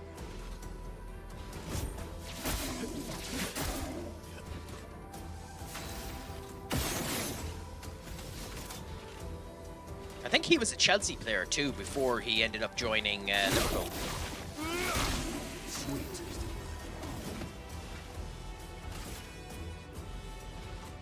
There'll be a couple of surprises anyway in the round 2. There's always a couple of surprises in the round 2 of the Carabao Cup. So it's not that surprising to see some of this stuff happening. It's just funny. It's just very funny. But there's always a couple of surprises.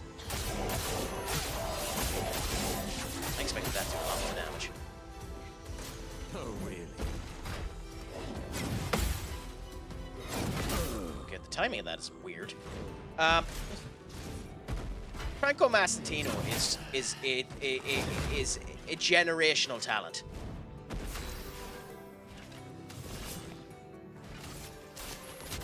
And it annoys me so much that Real Madrid got him. Genuinely annoys me so much that Real Madrid got him. Especially for the amount that they got him. If we were anyways paying attention, we should have been in for him. But you know, it's a better deal in the whole lot. I think we would have been in for him if we had won the Europa League, if I'm brutally honest. But hey, if, ands, buts, candy, nuts, and all that shite. It's our own fault for losing the bloody thing. Give me your right. I will say, well, if we were in the Champions League, he would have. He's a Manchester United fan, so if we were in the Champions League, he would have. But again, also, I realize it's sounding more and more like I'm Ruben out, but like the fact that he turned around and says we weren't ready for Europe, shut the fuck up, you dopey bastard. That's going to piss off the fan base. Don't be admitting the fact that you're happy that we lost against Tottenham, because that's what it sounds like.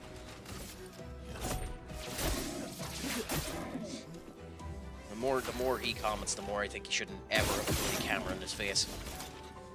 Self and Ten Hag shot themselves in the foot the minute they talk. But yeah, what can you do? But United are in for everyone. That's the big problem with them. Okay, so we have weakness there. We don't have any moves for Mononoke that just uses his base attack, do we? No. But we'll do the static punches and see how this does. Yeah, he turned around and he said we weren't ready for Europe. He said it's not a bad thing that we weren't in Europe. We weren't ready for it anyway. Like, like, the more he comments to the press, the more I think he should get sacked.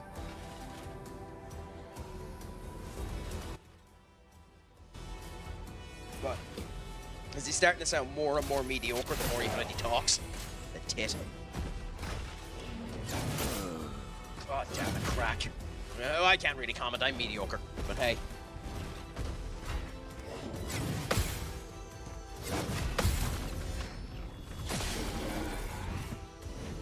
Ready to strike. He didn't mean it that way. Like, he didn't mean it that way. He meant it as in, it's good for us to have the extra time to train so that we can better prepare ourselves once we get back into Europe next year, so that when we get Champions League football this year, which is what he's on about, when we get Champions League football this year, we'll have a better showcase of ourselves this year for next year. That's what he meant. Now, that's not what he said, but that's what he meant. The problem is, even saying that is a sign of weakness because you're not there yet. Shut the hell up until you're there. That doesn't matter. Like, it doesn't matter. That's been the case for every United manager since they've joined. I don't care if he's a realist. You need to know how to play the bloody audience you're going in for. And you can't appear like a sap. And he's appearing like a sap.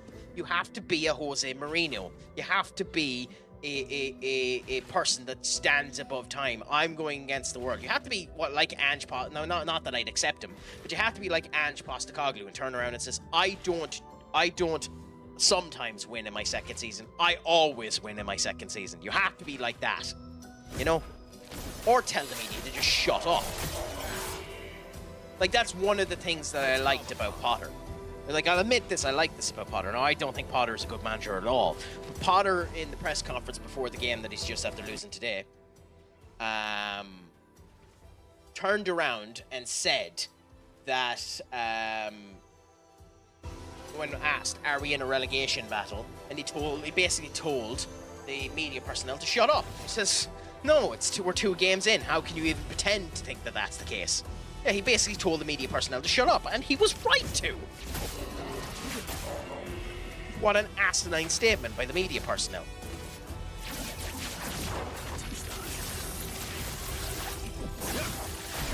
Also, by the way, I could give every stat under the sun as to why Amarin isn't the right manager in the place, but the most damning statement that everyone is pointing around at the moment is the fact that he has 29 games and 28 points. Like, that's... Woo! Great.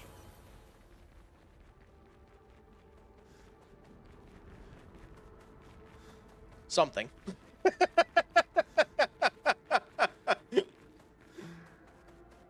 But it's part of the job when you're going to a country that speaks English in a club that is always in the news. Although this year they seem to be less in the news, it's just slightly concerning for Manchester United because their status might have actually been hurt by losing Europe last year.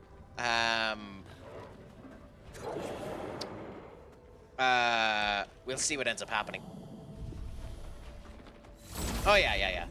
Like, that's the thing. Honestly, I don't think Ten Hag was that bad.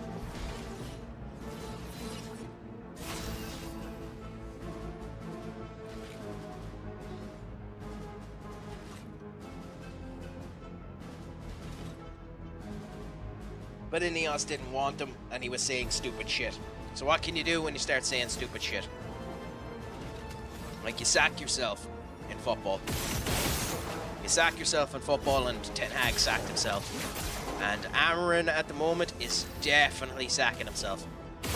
Like, if I was in charge of Manchester United, based on those press conferences alone, he'd be sacked.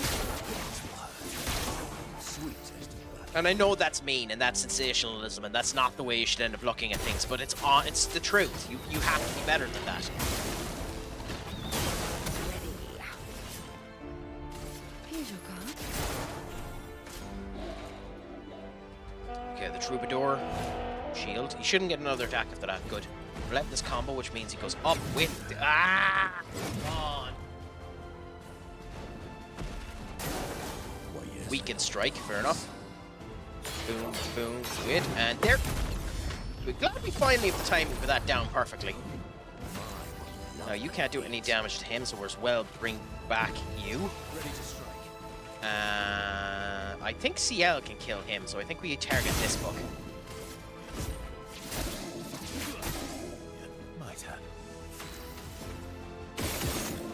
Cool. And there we go. Should be fine there. That should be dead. And then CL... Sealed Fate, yes. This should kill. Yeah, I was going to say, it'd be shocking if that didn't. What did you see? You're filling us with suspense, Senior Duck. You do have a nasty habit of pretending like I know what the hell you're on about before you know about it. Of building suspense of what you're actually at. Okay. We can't do that, so we just do... And my kill. Yes. God, Verso is a king. At the moment, Verso is a king. He's doing so much damage. We figured out Verso.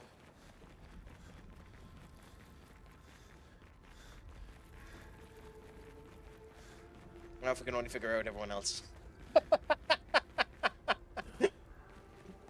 There has to be a way to make CL more strong than she is, but I like CL. We're just trying to boost up her level at the moment, and then we'll be putting my L in again and boosting up her.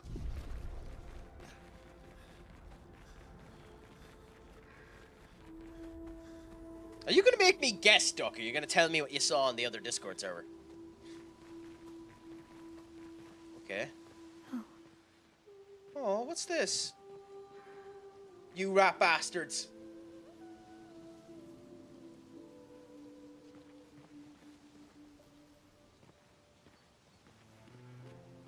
That's Gustav's burial zone. That's where Gustav is buried. Why would they be? He's like they lost the game against Wolves, who people also think are going down. I kind of wish Benny was here so he could give us his opinion on it.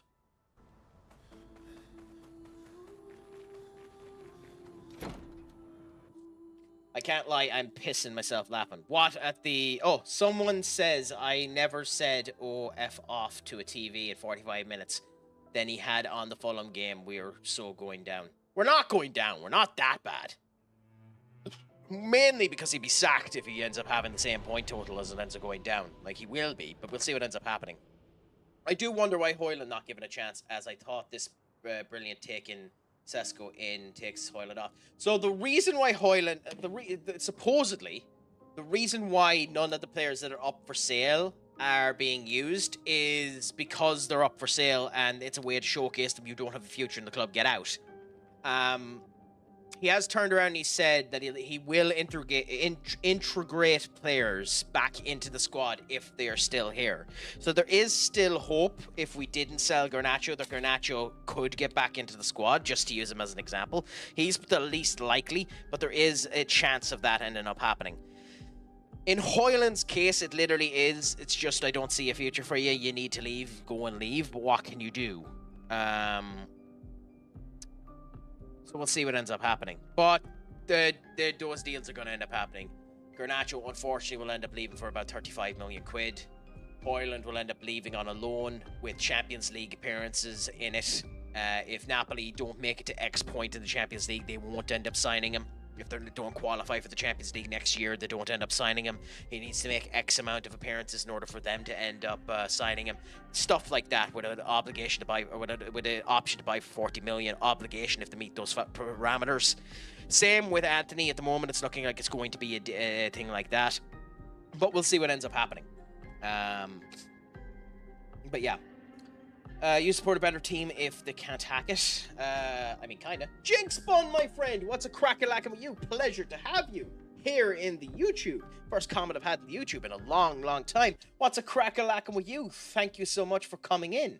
Is it all going good? Is it all going grand? Is it all going saucy? Absolute pleasure to have you. Please let me know if there's any issues with the YouTube version. There shouldn't be. It should all be grand. Is it behind?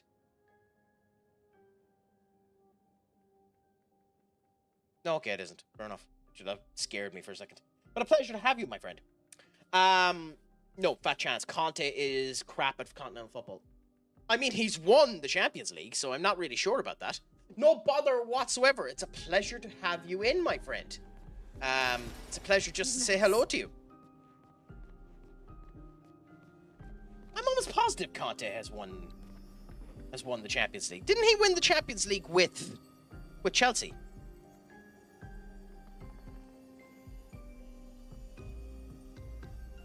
Huh, okay, fair enough. Well, thanks so much for letting me know. His little grin. So proud of his latest creation. But at least those... No, let me know what it is, Skull. What hurts more are the memories unmade. The conversations we'll never have. The time we'll never spend. I want rage to consume me. Anything to fill the hollow. But rage won't come. And I just float in an endless nothingness. Huh. The person I cannot be around is Alicia. Her pain is a broken mirror. A line. The shards reflecting back Who's a line? tenfold, and every moment with her the cuts deepen and I feel myself unraveling. I know what he'll say. That wouldn't shock me. Oh, I love the This is little the heart first time emojis. I That's felt gorgeous. any so cease. Oh, thanks for For a telling me few anyway. Thank you moments so a much day. for stopping in. Stay as long as you want to, My heart or beats however it again. ends up going. It's a pleasure to have you. Thank you so much, my friend. That doesn't shock me because he never played a game under Ten Hag, and Ruben has only won 8 Premier League games. No, it isn't even 8. I think it's less than 8. He's had 29 Premier League games, and I think he's only won 8 of them. I think that's the stat.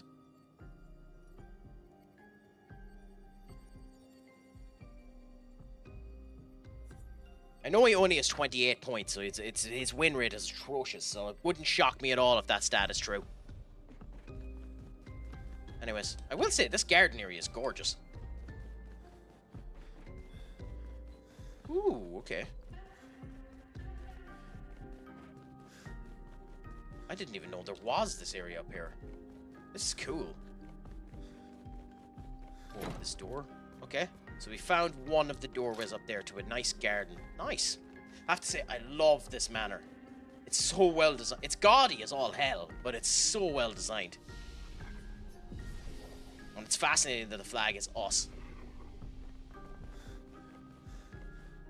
The sad thing, too, is Lenny Oro has been a fantastic player for us anyway. We've had a couple of players that have been fantastic for us this season. They're just unlucky. Like, we have the 5th highest XG of any team in the Premier League since the start of the season, so what can you end up doing about it?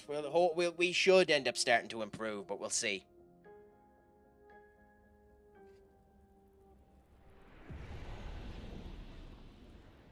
If I was a betting man too, I think the team for tomorrow will be Tom Heaton in goals, Ahmad on the right, Fredrickson, Heaven, and Maguire, Leon, Menu, and Ugarte, Mount, and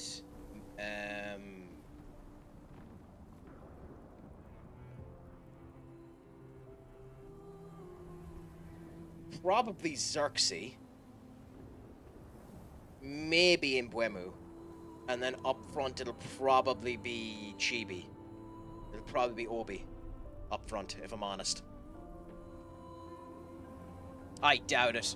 I doubt it. With the way that the negotiations seem to be going, it's very unlikely. We're still hampering out to get that deal done properly. We're still off by about 5 million quid, so we'll see what ends up happening. I very much doubt that's going to get announced before the game, if I'm honest with you, Skull.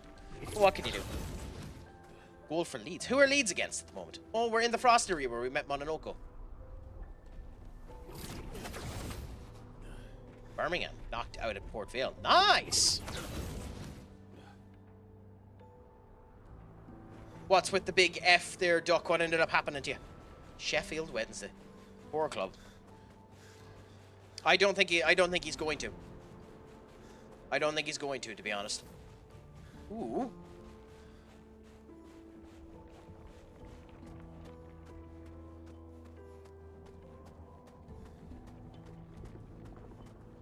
I think he should, mind you, but I don't think he's going to. We're inside her mind. These are memories. How do you know that? The chroma here.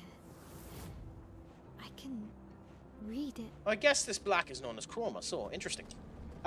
You do need to tell me what the DP is, Duck. I can't read your mind. I doubt he'll play a strong team. I think he'll go with youth. If I'm honest, I think he'll go with youth. What are you? Okay, we're going to go into a boss, ladies and gentlemen, because I don't know what this is, and it could beat me 10 shades to crap, but I'm interested either way.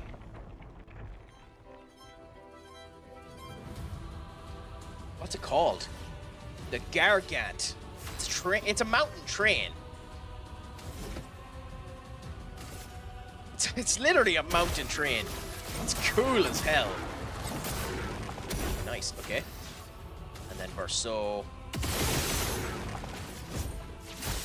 Don't want Birmingham or Leeds to do well. Why? What's wrong with them?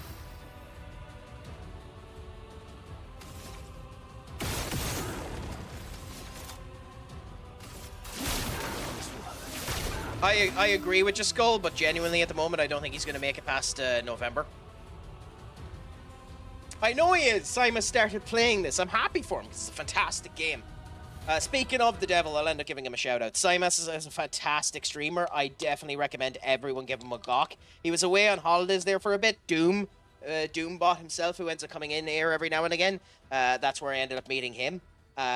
Do end up giving them a follow and a watch. They're fantastic. He's doing this at the moment and is epic at it. So I recommend all of you end up having a gawk at it and seeing how things end up going.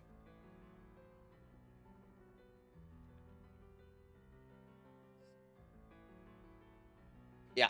So I'd highly recommend you go when you have Gawk. I think that might have cut off his video, did it?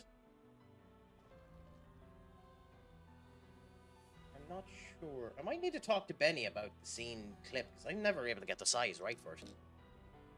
But yeah, I highly recommend you end up going and giving Simus a watch if you can as well. Phenomenal, phenomenal, phenomenal streamer. Yeah, the Crack Addicts attack, or the Crack Hype, fantastic one. I meant knocked out by Port Vale. Birmingham are out. Yeah, and to think the people thought this was the worst they were going to be before after they ended up sacking Rooney, but they get work. I mean, go if you want to, Doug. I don't gatekeep anyone. I'm just happy to have people here for all the time that they're here. Oh, slow storm. Okay, what's this?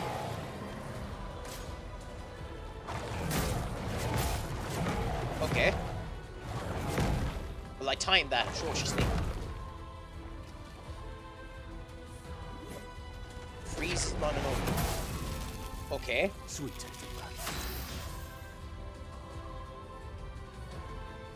Guys, I think I might be fucked. You hold a gun to us like Marinakis did to Gibbs White, or so the Palace fans said he did. I mean, Palace fans are being bitter and will be bitter about Marinakis because Nottingham Forest screwed them out of Europe. So we'll see what ends up happening. I joke about this, but legitimately, don't count your chickens before the hatch. We have to get by Grimsby Town. The really funny thing about Grimsby Town that we need to be scared of is Grimsby Town are set-piece specialists. They're set-piece specialists. Even though they're in League 2, they have some of the best set pieces in the country. So we'll see what ends up happening. That banner was hilarious. I didn't see it up, so if you happen to have a copy of that image, put it into the general Crack Discord and I'll have a gawk at it later on. I would love for Forest to go down as well, but there's no chance. They have too good of a team, and Nuno Espirito Santos, to be fair to him, is a good manager. Even though he done diabolically crap at Spurs, he is a good manager.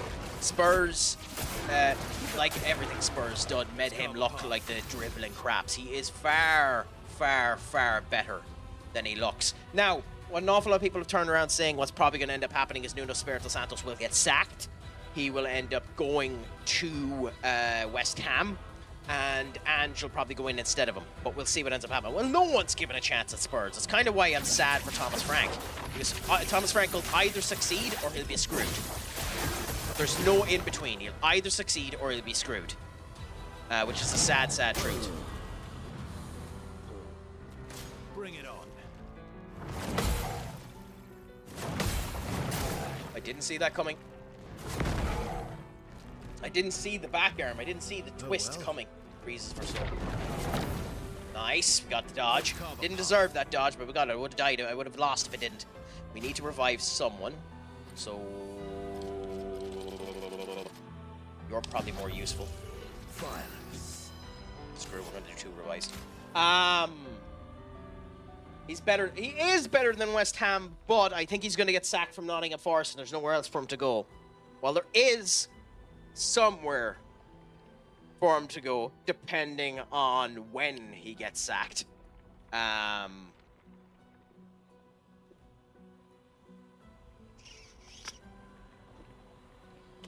But I don't think he'd be our choice.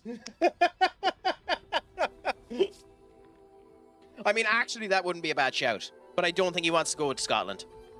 I also think it'd be a downgrade for him, unfortunately. I think the Scottish League has just been bitten too hard by the financial hammer that it makes too much of a difference. It doesn't matter to go there. But that wouldn't be a bad choice. I mean, I know you're trying to rage bait me, but the sad, sad truth is there's no one better than United. United is one of those kingpins that'll always be in its position. It's the same thing as if you could get Blackpool Rovers back up. People would end up having the feel for it. Now, there's 10 years gone by their things, but United are still the biggest club in the world. in terms of fan support. That is a statistical fact. But whatever you think yourself. You're wrong if you think that, but whatever you think yourself.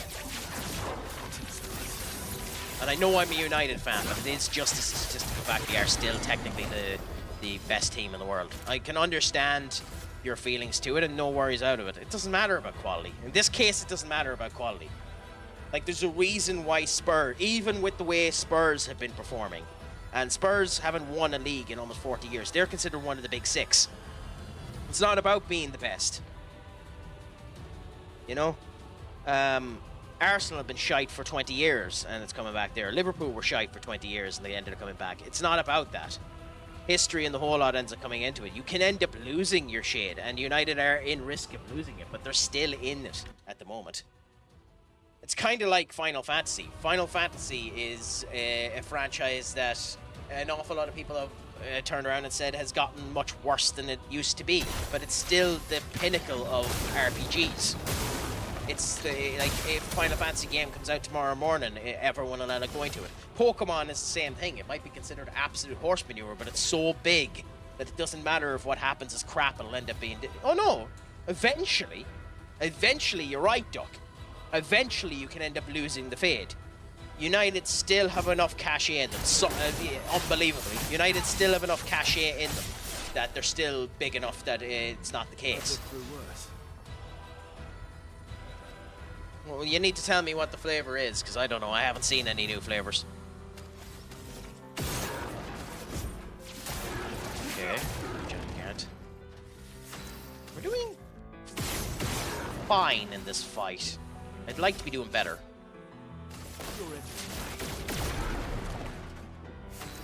Okay.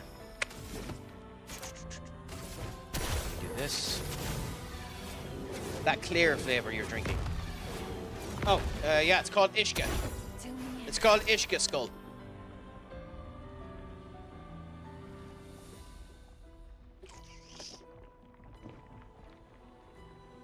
And to think at one point in time we were thinking of signing him. I actually don't mind Calvert-Lewin, so, you know, I'm not going to end up giving any crap towards Calvert-Lewin missing anything, but, like, you know, the thing is, it can happen to any striker.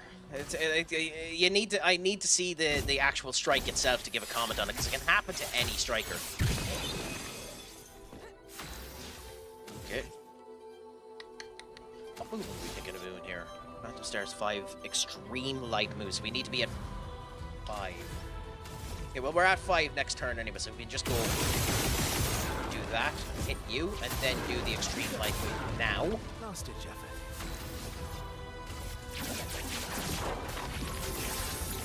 What should do? I was expecting that to do more damage, but hey, it's still nice. We have a gradient attack again. We can do this. Nice. Get this next turn, and then we can do this. I think we should win this now. Yes. Nice! Ball came across from a wide free kick, locked, hitting the inside of his calf, not his foot, sliced wide. Yeah, well then in that case it's understandable. He didn't get a full hit on the ball. It's annoying. Definitely annoying, but it's understandable. That boss was there, and other than the recode, we didn't get anything. Yes, that's what I turned around and said. Grealish will be the difference between getting them relegated and getting them 10th. Depends on how he plays. It'll be the difference between getting them relegated and getting them 10th. That's the Grealish effect. Grealish has always been like that, unfortunately. That's just the type of player Grealish is. He's either really, really, really, really, really, really good, or he's mediocre. Now, while the ads are on, I'll be back in one quick moment. There's just one or two. There's one thing I need to end up checking, so bear with me, my friends. I'll be right back.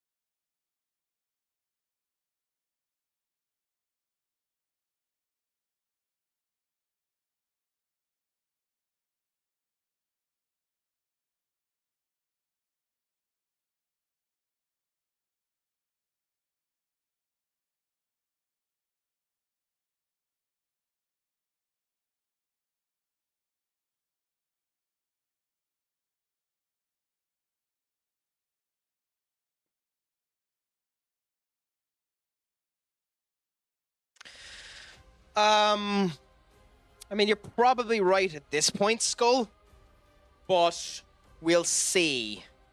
I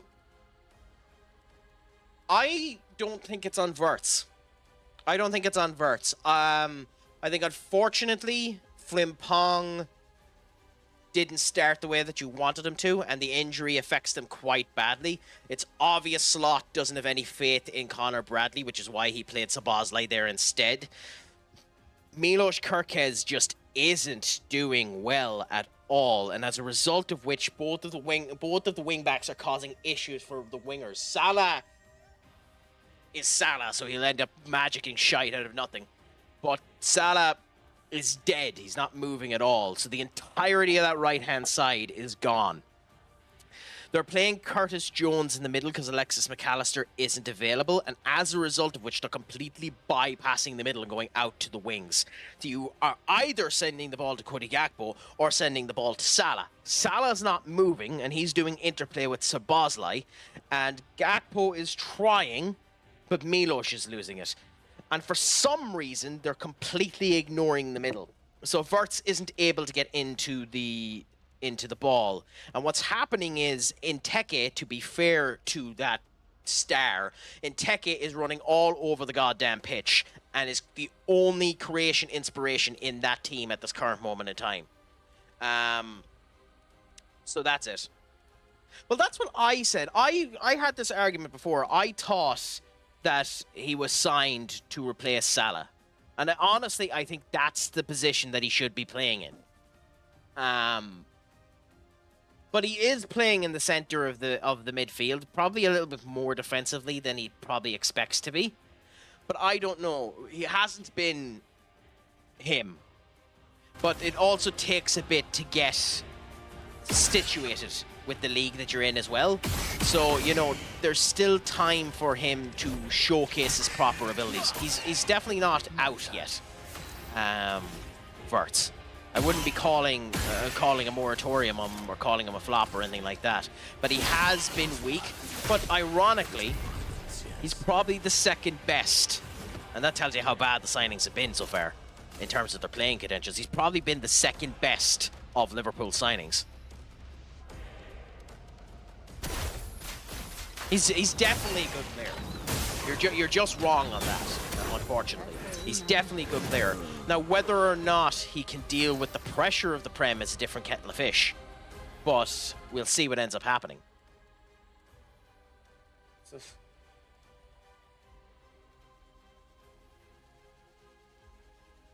Duck. What happened?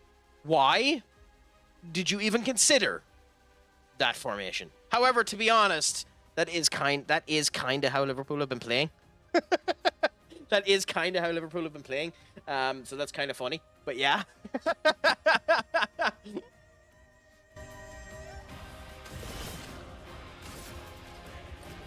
Why do you think he's not suited for the Prem, if you don't mind me asking? Because there's nothing about his play that doesn't suit the Prem. Like the Prem is just a little bit faster. There's nothing about his particular play that changes from the Prem to something else. I'm shocked I done that counter. I'm genuinely shocked I done that counter. My turn. I hope this counts as Mononoko being alive, by the way. I hope we get the foot.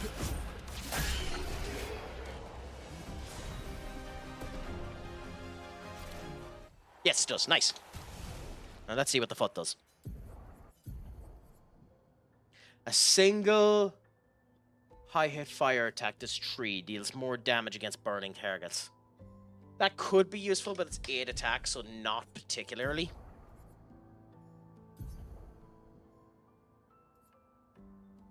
Ben, my friend, what's a crack-a-lackin' with you? How has life been treating you? Has it all been good? Has it all been grand? Has it all been saucy, my friend? Have you gotten up to anything exciting in the last wee bit? I noticed you went streaming earlier on today. I got in just on the microsecond before you finished up 5 minutes into your stream. I'm guessing that's your little brother. Or maybe you're just really young and have a son. But how is life treating you, my friend? Is it all going good? Is it all going grand? Is it all going sound? Not too bad. Not too bad. You know, it's nice that you want, like, because an awful lot of people in that situation would end up losing their cool and going a bit angry, understandably as well. But it was nice to see you ended up handling it with care and the whole lot.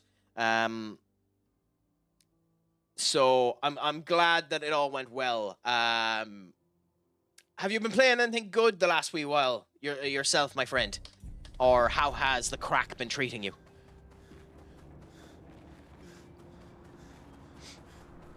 Are you excited for EAFC 26? Will you, like many in Enter's community, be purchasing the game at 100 quid in order to get it a week early? He was looking at my GTA, which is probably not good. I mean, fair enough. I don't know, to be honest. In general, I am probably the most liberal person in the world when it comes down to gaming, because, like, violence in kids, I don't think causes a problem, because Tom and Jerry was a thing for an eon of generations, you know? And that's more violent than 90% of the crap you'll see on GTA. Them just battering the living crap out of each other. Roadrunner is the same way, you know? Old school cartoons were always violent. So I actually am different about it. I think it would be more of a problem between 5 to 12 to showcase someone than it would for a 2-year-old, because they'd just end up enjoying more of the time with you than anything else. Probably not good, but I don't think it's bad, you know? That might be an incredibly bad take. But that's just my viewpoint. But even at that, anyway, I think you should be having a conversation about stuff more than anything else. Yeah, well, that's the thing. He's not going to know what he's at. But yeah, fair play to you for doing the pre-order. I couldn't be arsed spending 100 quid in that game. I could barely be arsed considering spending 70 on it. I kind of want to play with ye and purchase the game, but it's not, to me, it's not worth even 70, never mind the 100. Oh, there's 2 fights here. Nice. Healing tint. Well, we'll buy that. I have lost my words.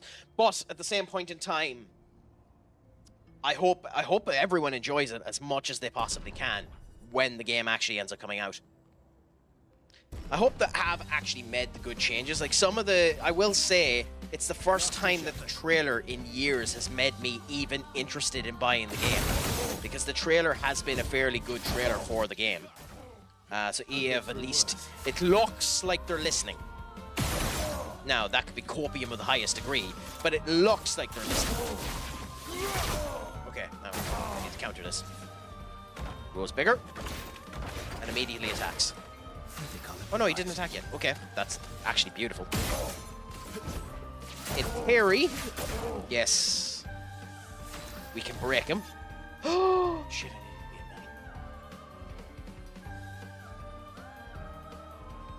If you don't mind me asking, and this is sheer ignorance on my behalf, who is DCL?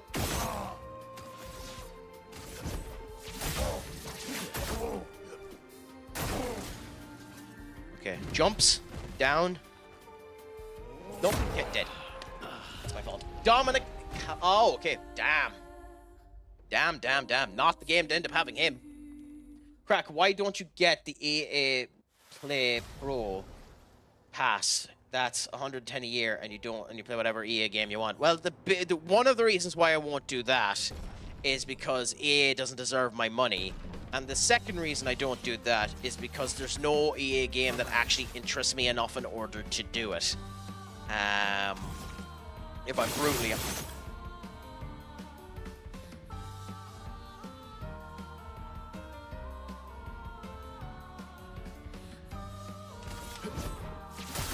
That didn't happen.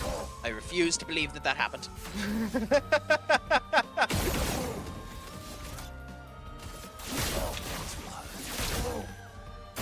Nothing happened there. You can't prove that anything happened there. I think I'll improvise. I think I'll improvise.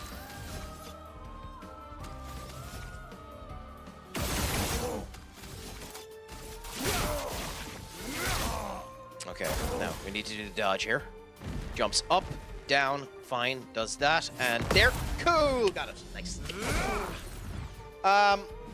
Look, at the end of the day, there's probably one of 3 reasons why Ruben won't play him tomorrow. 1, he's injured, which we don't think it'll end up being the case. 2, it's because of the contract situation. The fact that he's in the final year of his contract. Or 3, he legitimately doesn't favor him. And here's the thing about it. I like Kobe Manu, and I don't want Kobe Manu to be gone. I think there's a legit player in Kobe Manu. However, you can only go one of 2 boats in this one, and the people that are going both ends of the boats are arseholes about it. You're either with the manager and the project, or you're with player power. If you are against the manager because he doesn't play Kobe Manu, you're player power. I don't care about this horseshit of it's against the ethos of United. Yes, it is. We always go for the academy. We try and promote from within. But we don't know what's happening on the training pitch. I think there's a legit player there. Some people turn around and say that he can't play in the system. That's horseshit. He can. I think he'll play it tomorrow. But if he doesn't play tomorrow, I'm not going to lose the plot about it either. That's my viewpoint about it. I think it's because of the contract. I think it's because he hasn't signed the contract and he's being tested because of it. And I legitimately love the way some of the journalists have gone about, not Ben Jacobs. Shit, I ended up doing a comment back to it. Give me 1 second and I'll find it. Give me 1 second and I'll find it. I don't know on my personal one, so you won't see it on Crack Attack. But, Chris Wheeler came out and turned around and said, Manchester United will make a decision on Kobe Manu's future in the next 48 hours. The next 48 hours, they'll make a decision on Kobe Manu's future. So after the fucking game, where you can turn around and say he's pissed that he's not getting game time if he doesn't play, well on you for the journalistic integrity to turn around and make a point by not actually making a point. You know? You know? Like, that's just a statement and a half that's beautiful. You know? Where you can basically end up stating that you know he's out of favour if he doesn't play there, you know? What a crock of horse manure. But I understand it. To be honest, I can understand why people want Šeško to start. I don't mind Šeško starting. I kinda, considering it's Grimsby Town, want him to play Obi. Because if the Hoyland deal happens,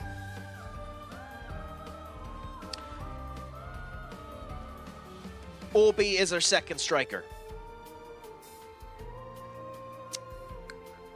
And that means Obi needs to get some game time as well. The best time to get Obi his sharpness isn't this type of game. Now, I know Šeško needs his sharpness, and he needs to end up getting the game time and the whole lot, but I kind of want Obi to end up starting instead of Šeško. I won't be mad either way, no matter what ends up happening, and I hope you understand why I think I want Obi there instead, but we'll see what ends up happening. But more than likely, Šeško will end up starting that game. I've been trying to get him to sign a contract since January and hasn't signed he's on 5k, rumored to increase to 75 a week. No, the rumor he's currently on something like 33,000 because he got an increase there for qualification a couple of years ago. He wants to be on 180. United want him on 120. Who do you reckon will be in goal? Tom Heaton or Belinder?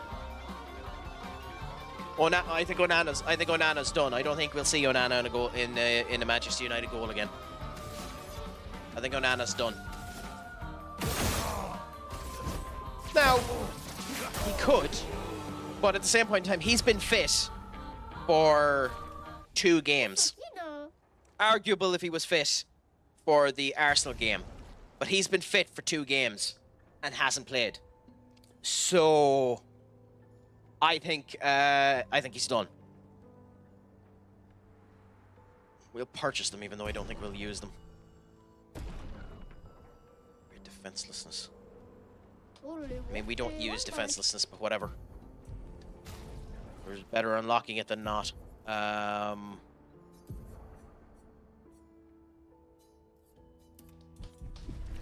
180. He's gone. 180 a week. He is gone. Through we need to get rid of him. I mean, I don't know.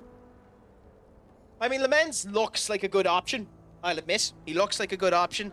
There are a couple of scary moments for him, but he looks like he looks like a young Courtois.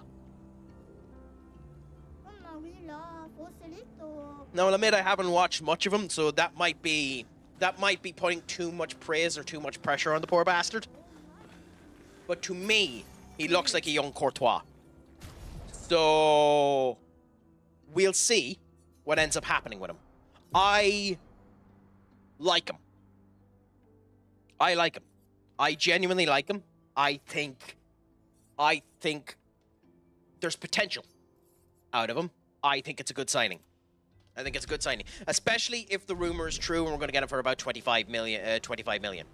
I think it's worth having the poke on a goalkeeper for that. Now, with that being said, too, the other thing, too, is we sent out Rateo Vivek into the championship, and he's performing absolutely fucking bonkers in the championship. So the big question should have happened, should we have just used Vivek instead?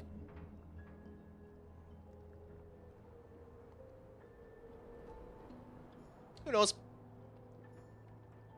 Who knows? Because it's the same pressure we're putting on someone. Lemens hasn't had that long of a time as the Bulgarian goalkeeper, as the Royal Antwerp goalkeeper. I think he's been in the team as their main goalkeeper for about a year or two. So he hasn't had that much tenure as their main goalkeeper. So he still has the same level of pressure to end up in gaining as you would have with someone like Vivek. So, But we'll see. We'll see what ends up happening. I don't think Belinder is that bad of a goalkeeper. He's a good sub goalkeeper, but he's just atrocious on corners. He's atrocious on specifically corners.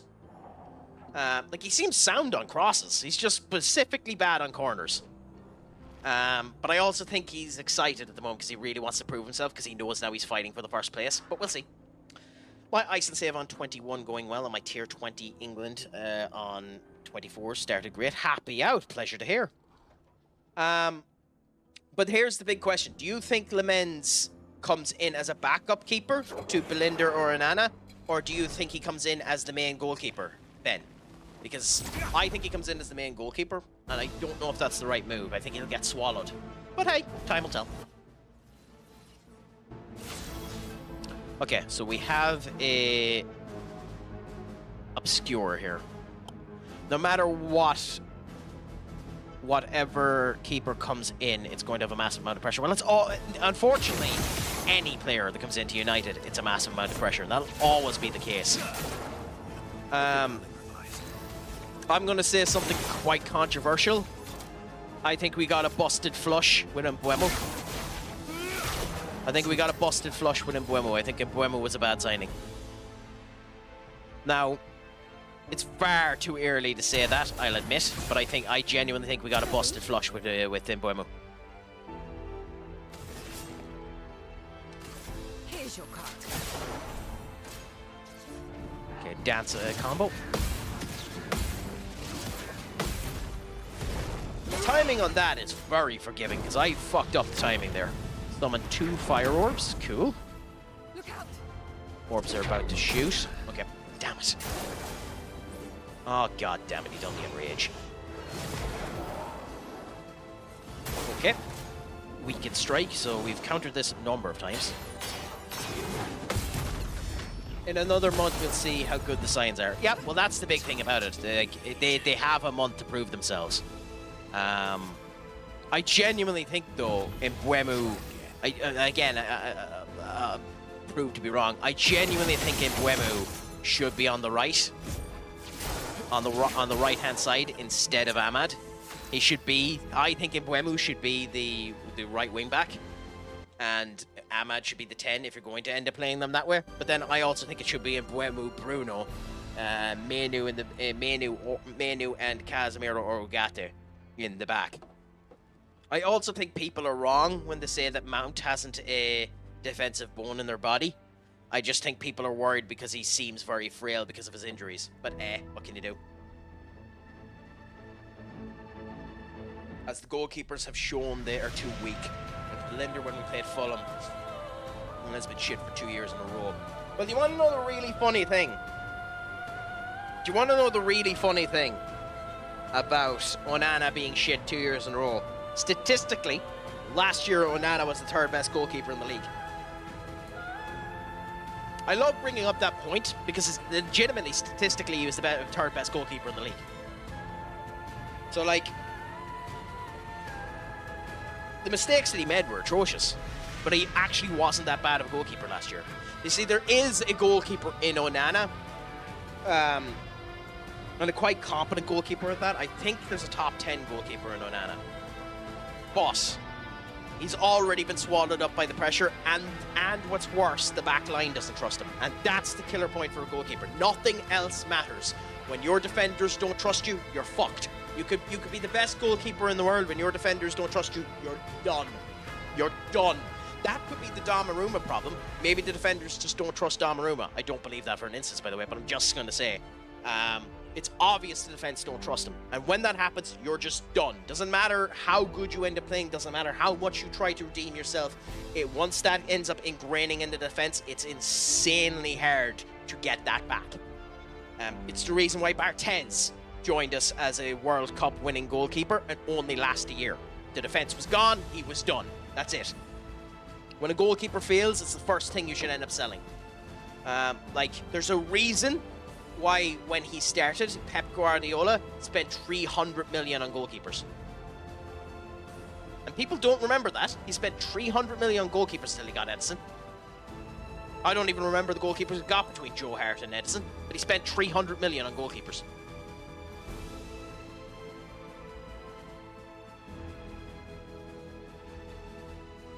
I mean, that's a valid point, Duck. I don't agree with it, but that's a valid point. Oh yeah, but it always takes that time. That's why it was daft of us to replace De Gea. De Gea needed to be replaced. He didn't need to be replaced when we replaced him. And the sad thing about it was, Onana was the right choice. I won't have any of this shit that Onana was the right choice for us to go for. He was one of the right choices. It was between him, Costa, and there was one other one we were looking at. It was between him, Costa, and I suppose you could say Emi Martinez. But the way he played for Inter in the Champions League, he was the right choice. The pressure got to him. And that's the sad thing with United. The pressure kills players. You are always under a microscope. And it's the same thing with the manager. It's the same reason why you don't get time at United. You don't get time when you're in the juggernaut. You don't get time when you're operating the train. Because if the train crashes, you take down everything with you. You don't get time. It's the same reason why Amarin will get sacked with less than a year in his tenure if he doesn't start improving immediately. It's the same reason why you have people already destroyed on Højlund when Højlund has only been there 3 years and is 22. 22. I'll repeat that. 22. He hasn't even become a main player yet. He's 22. 23 now in the next couple of months. You don't get time. It's the reason why we have to be so careful with our academy players, because the minute you're in the thick of it, you're in the thick of it. Patrick Dogu joined us in January of last year. He joined us in January of last year. He was burnt by the end of the season. People were saying, get out of my club. He was burnt by the end of the season. He's now, because of 2 preseason games, considered one of the most prolific, one of the most exciting players we have on the team. You don't get time at United. You're either an instant success or an immediate failure. You don't have the grey at United. You don't have grey in United, and that is a problem with United. But that's a problem you're not going to fix because you can't change the fan base. Okay? Now, I am an incredibly optimistic person. I like to give people the time. I like to give people the chance. The reason why I, at the moment, am Amarim out well, I'm not Amram out, but Amram close to being out, is because of his comments, and that's it. That's it. His comments make me think he's mediocre. That's it. That's the reason why I am as negative as I am, because of his comments. That's the only reason. Well, that and he's 28 points in 29 games. He has 24.6% win rate. You know, that doesn't help. But like, out of these first 2 games, he performed okay. But he needs to end up winning. I still think he needs to get 7 points out of his first 6 games. But you don't get time at the Juggernaut. And maybe what I'm saying there is horseshit. Maybe you don't agree. Let me know if you disagree with me, Ben. Duck or Skull or anyone that's in the chat. Maybe I'm looking. Maybe for the one time I'm being too nihilistic. Get ready. Damn it. Okay. Just try. Radiant Fall. I have no idea what that is. I got the dodge. I figured, considering it was gradient, it needed to be gradient countered. Okay. Oh, crap! Oh.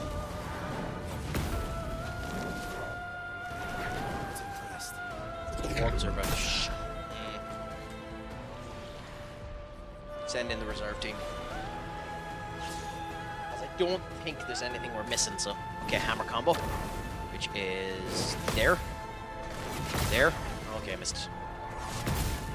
Damn it, my L. I'm ready. Oh, I'm shocked I dodged that. Genuinely shocked I dodged that. Orbs are about to shoot. Nice. Why did you get 4 attacks? Holy crap, how many attacks are you getting?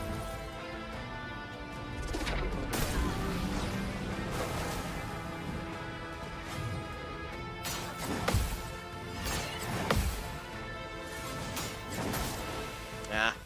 How many attacks did he get?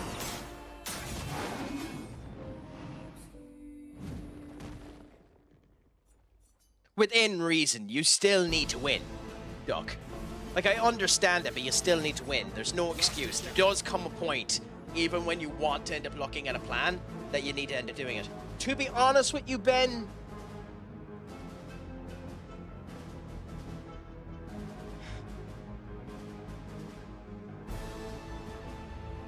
Yes. Yes. There are 2 reasons. There are 2 reasons why I want Bruno out. And then 1 massive reason why I don't. Okay? I'll wait until the advertisement finishes and then I'll let you know. In case you get caught in the advertisement. Wednesday scored because of an ONG, had 20% of the ball, and won 3-0 on pens. Leeds are falling apart again. What's the score? So, the offer is 90 million to be raised up to 105. If you believe that the offer is true, it's hard to know if the offer is true because, again, with all journalists at the moment, they're all spouting horse manure because there's some people turning around saying that Al Hilal need to sell before they can end up buying. There's some people turning around saying they can buy straight away. It's hard to bloody know. It's hard to bloody know what the situation is, so we'll see. But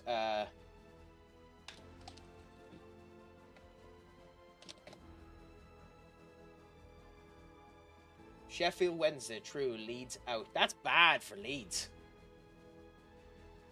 That's really bad for Leeds, isn't it? Like, I know Goldbridge got his name wrong, but he thinks Daniel Falk could be one of the first people sacked, so that's interesting. Anyway, back to the point. Ben, the 2 reasons I want Bruno out are the following. I want Bruno out because he's gone through Ole Gunnar Solskjaer, Ten Hag, Michael Carrick, and now Ruben Amorim. And the one consistent between all 4 managers is none of the fuckers would sub him. Which makes me think one of 2 things. Either he holds that much power that you can't sub him, or it's in his contract you can't sub him. Okay? So because you can't sub him, get rid of him, because when he performs shit like he did against Fulham and you can't sub him, that's a problem. Okay? And the second reason I get rid of him is because it's 100 million quid and you brought Brian Mbeumo in to play in his fucking position. I still, to this day, think the Brian Mbeumo signing was a bad signing. I don't think we should have done it. I know he has 20 goals and 14 assists, or 4, but it's 20 goals and 6 assists to him in Brentford. He should perform good for us. But if he's playing in the 10, that's where Bruno should be. We should have spent the money on a midfielder instead. So now, lose him, which is sad, because he's 31. You should make a profit on him now while you can. Lose him and buy a midfielder. And that's my reasoning for doing it, because you don't sub him and because you'll make a profit off of him and you'll buy a midfielder. Okay? So, but the reason why I don't want to sell him is because he's the best player we have. A petulant asshole who needs to be subbed off when he's performing bad, but he is the best player we have. Tell me if you disagree. Tell me if you disagree. That's my opinion on him. We need to attack the Obscur because we want to try and get rid of the Obscur if we can.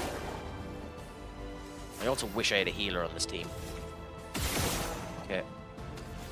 And we go with the Divine Strike. Like, I love the player. I love the player and I wish it was better situations, but here's the thing. Here's the thing. I like the look of Baliba. I like the look of Baliba. Do we need to spend 100 million quid on him? Surely there are other options out there that you can end up spending for less than that. Fuck it.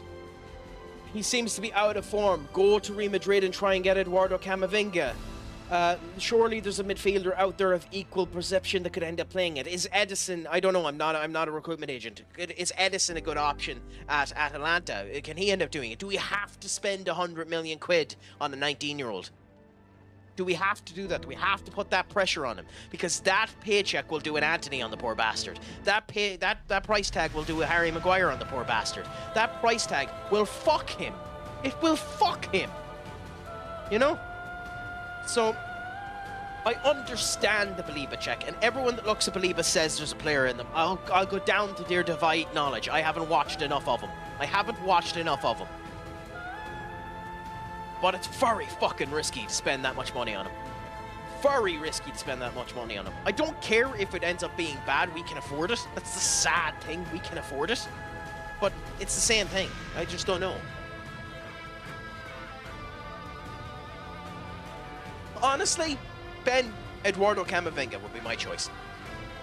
Eduardo Camavinga, or if you could squeeze him out of Real Madrid, and why they'd leave, who the fuck knows, but hey. Eduardo Camavinga or Tchouaméni. I try and take either of them, because Real Madrid is so fluid at the moment, you never fucking know if you're getting played. And supposedly Eduardo is in mixed reviews with Real Madrid at the moment. Valverde is too attacking.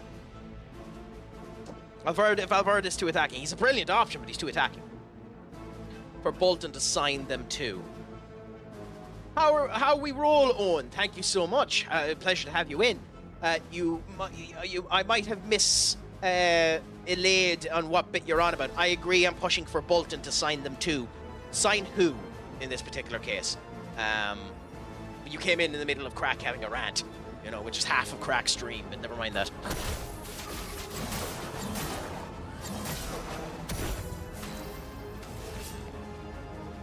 I think we have as much chance of signing Camavinga. I mean, fair enough. Hey, I understand that sounds deluded. The only reason I'm saying it is because I heard that he's meant to be in contention with the Real Madrid squad, and you never know.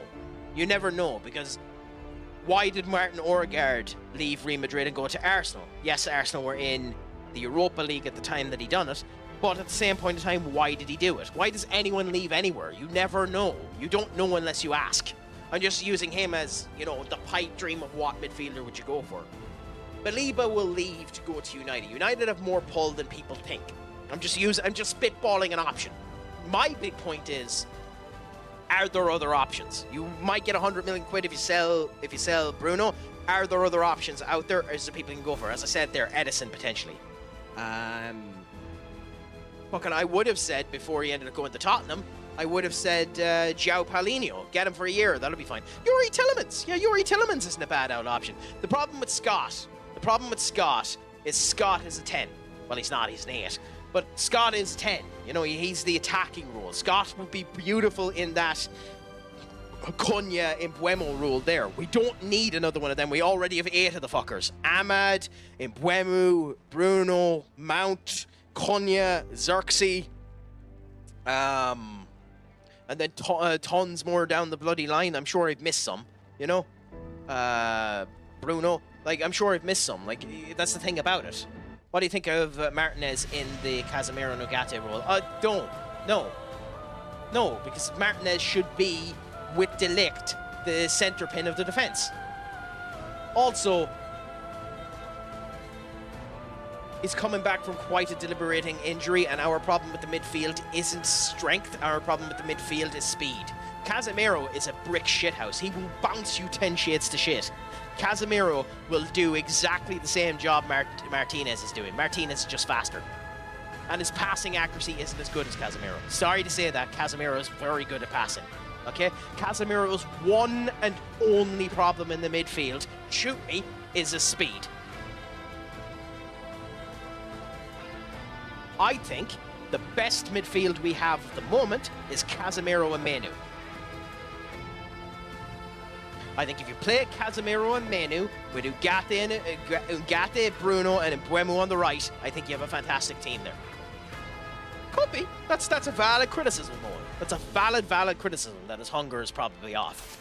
I don't know, because he seems to be. He wouldn't have come back in like last season. He came back fat. He came back not ready to play. He seems like he wants to play again. God damn it. He seems like he wants to fight for the position. He seems like he's actually trying. Casemiro has not, and I'll argue this with anyone, Casemiro has not performed bad since he has returned.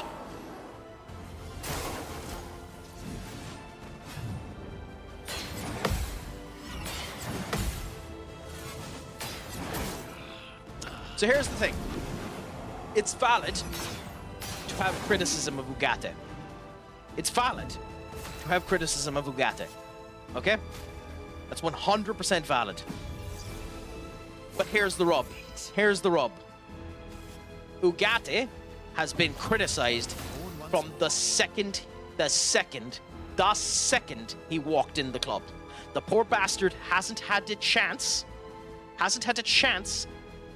to fit in and actually,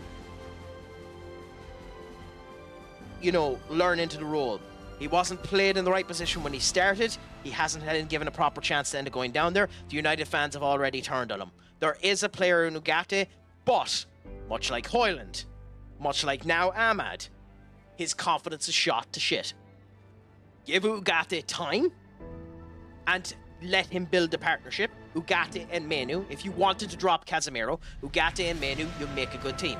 Ugate's big problem now, if you wanted to play him, is Bruno. You know? So, I think there's a player in Ugarte. I think the problem is Ugarte was signed initially to play alongside Casemiro when he should have replaced Casemiro. So we needed Ugarte plus a midfielder. And when Ugarte played with Menu, like he did during the pre-season, we played phenomenal. Yeah? Then the next game he played shit. It happens. You know? So we'll see. I agree that De Ligt is probably a future captain. If Martinez was fit, I would have given it to Martinez. But I think you're probably right. Give it to De Ligt.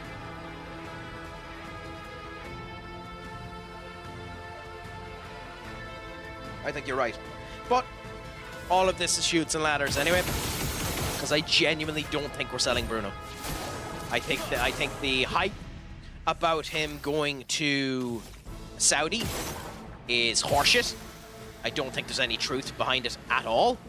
I think it's all a crock of horse manure. I think it is... I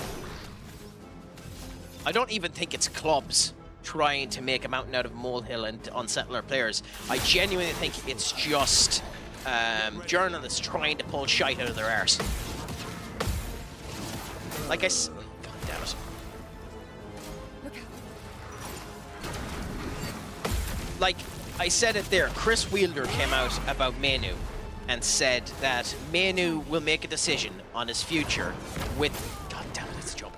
Make a decision about his future with United after tomorrow's game.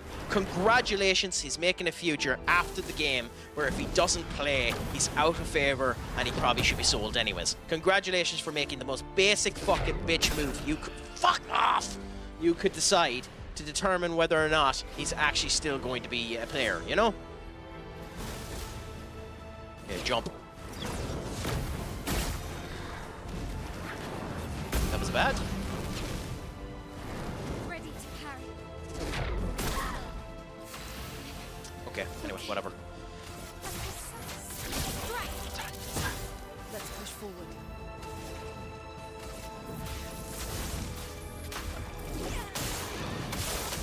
Really? Really, game? Really? God, I can't do anything right, can I? I genuinely can't do anything right. That's fair. Okay. That's fair to say that you aren't convinced. Oh, whatever. That's fair to say you aren't convinced about him in PSG. But keep in mind, people weren't convinced with De Ligt at Bayern. People weren't convinced about Mazraoui at Bayern. And the two of them were two of our best signings.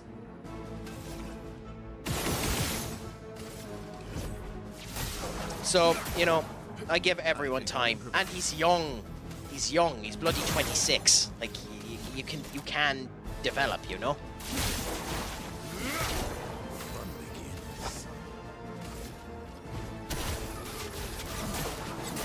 I need to stop sucking. I need to actually stop sucking and perform semi-decent. Here's your card. Fuck off. Immediately the move I've countered 4 times I end up missing. It likes you. I'd love Whatever.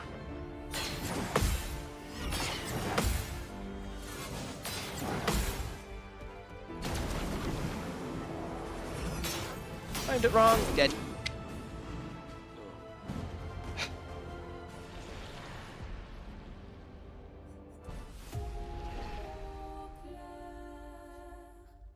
Well, to be fair, that's my first time seeing its gradient attack, so... yeah, but again, we'll see. We'll see. He has this season to figure himself out. Otherwise, he should be sold next season. Last-ditch effort. The sad truth about United is you get 2 seasons. I think you should be given longer if you're young. For the likes of him, who's 26, you get 2 seasons. If you fail in your 2 seasons, that's your fault. That's your fault. You failed to live up to the expectations that were put upon you in the 2 seasons that were there for you. That's your fault. But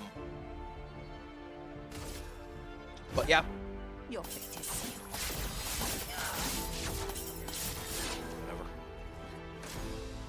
Whatever. But yeah, no. But hey, who cares? We'll see what ends up happening. Time will tell. I can't dodge shite, can I? I can't dodge shite, can I? Go on and raise. Go on and okay.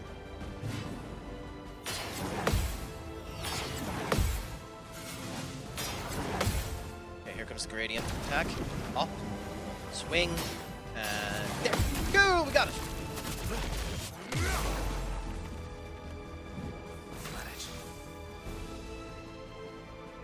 It's 3, so... Is that 10% of its health? Do we chance our arm? No, screw it. We'll chance our arm next turn.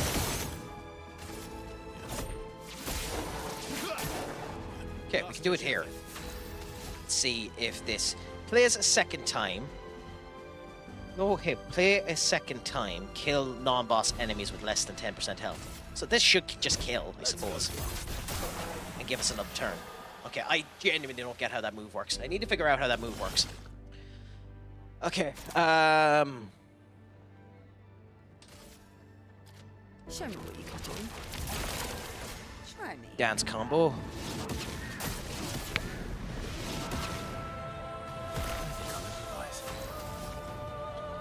So I suck. I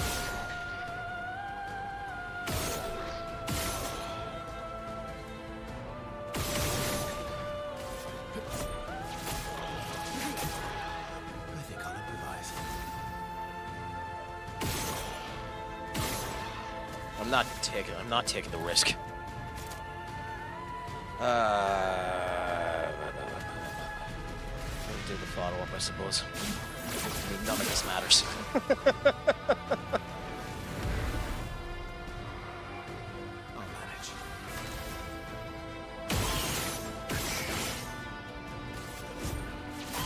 We should still win, yeah. But yeah, that's my opinion. Maybe I'm Delulu. Maybe I'm thinking about it wrong. Maybe you have an entirely different opinion than me, and you think I'm cray. But yeah, that's my viewpoint on it. Lovely. I think we're in a better position than most people are putting us down for, but I also think it's unacceptable the way that the performances have been going and the results have ended up hitting. Genuinely. So, we'll see what ends up happening. Time will tell whether or not we're actually going to end up improving any way, shape, or form. One can only hope as a fan. One can only hope. Anyway. What are we doing now? Over to this area here. We have another flag, so that's good. Oh no, we don't. I thought that was a flag. Okay, so this is the train station. So this is the same area where we met Mononoko, but there's someone there. I think we're getting on this train.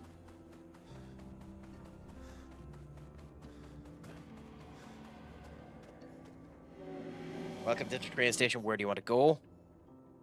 Your train station. Where can you take us? Next to... Oh, Lumiere! Interesting. Your train station? Yes, ma'am just brought me a new train. Ma'am? Yes, she knows how much I love them. Interesting. Okay. So we're going to Lumiere. We're going back home. Kicker, my friend. What's a crack-a-lack? I have been enjoying it. I think we're getting to the end of the inside of the mausoleum. My ass has been getting kicked a bit, and I have been kicking as well. And then we've had a number of rants about football, a number of rants about other elements as well. But, you know, we've been enjoying the crack. But how has your evening been treating you, my friend? Has it been a perfect 10, my friend? Did you actually go to TwitchCon this year? Or is that just a funny emote that you ended up getting? Ooh, into the train we go. Where we stop, nobody knows.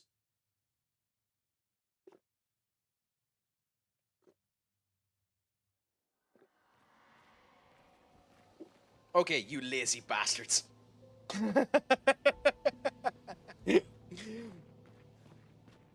I was expecting that to be a bit more, to be honest. Tainted Lumiere, so we're back home. I mean, we should have expected that Lumiere was going to be one of the spots. This is where we ended up fighting Renoir at the second half of Lumiere. A strong 9, and yes, I was with some Dutch friends, including the wonderful Rowan. Has Rowan been in this chat? Kicker.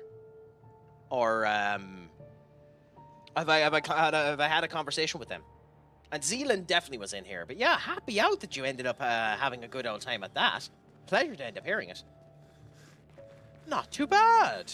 Hopefully he might pop in again and we can end up saying hello. So how has your day been going anyway, Kicker? Have you gotten up to much? Have you been doing anything fine or saucy? As I go into another battle, I'm probably going to lose.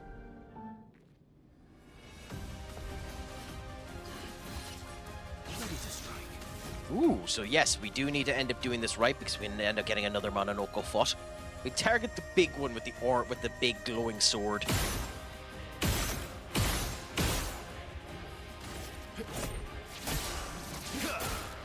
Okay, cool. Now we can attack again. Been slow. Cleaned the bathroom. Let me be fancy. Let me be fancy because, you know, such an action deserves more je ne sais quoi, more beauty to its action. It has been slow, cleaned the lavatory, and made a good cup of noodles.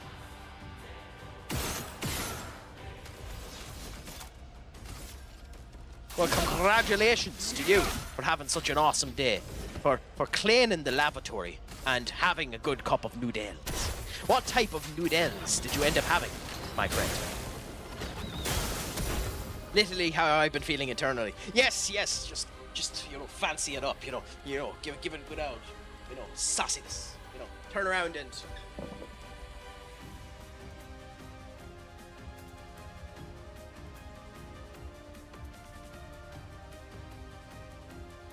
Nothing like a bit of noodles.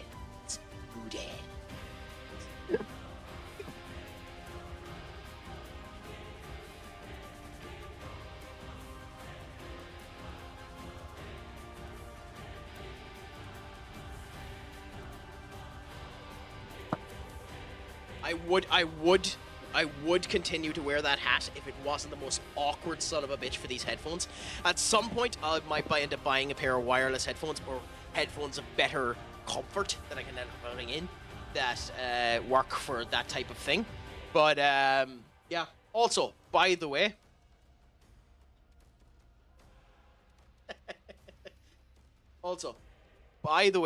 you God, you're an arse. You're an absolute arse, Duck. You're an absolute arse. I did indeed. I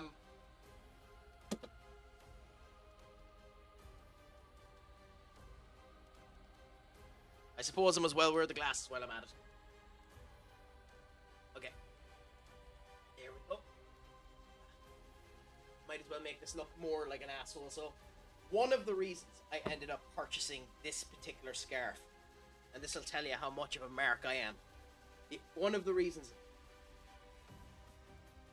it's not going to have its usual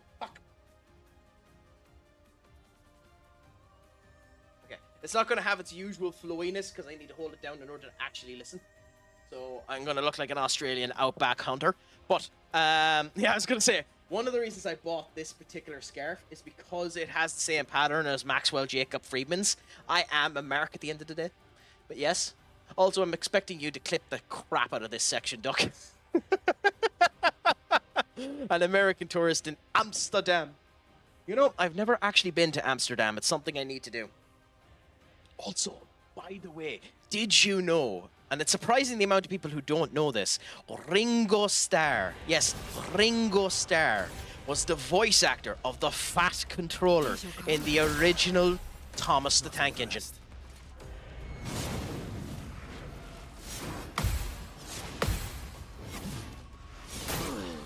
Okay, the timing was late on that.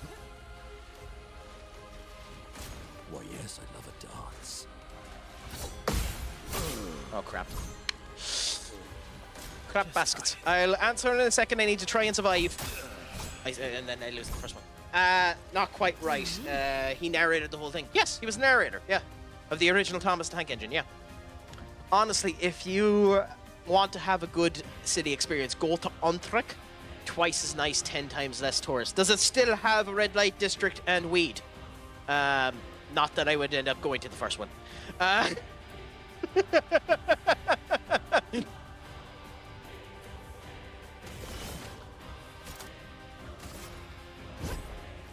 almost outed myself there as a degenerate.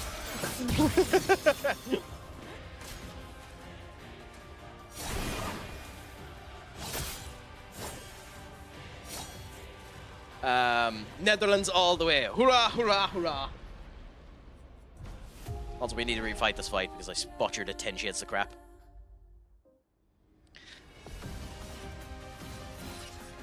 Let's carve a path.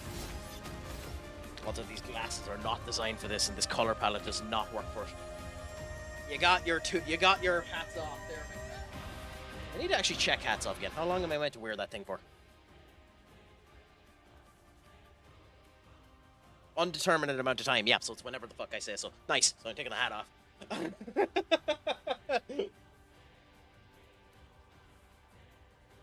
The closest city I live with is somewhat small and not even that close to the district. Fair enough. Good job you pass for the small print.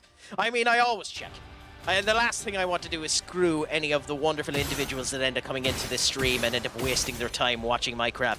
Like, the problem with Senior Duck is, for some reason, he has watched this content for over 3 days, and I think it has slightly skewed his sanity.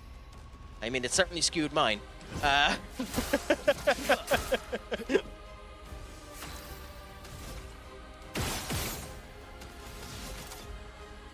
We love you, Duck.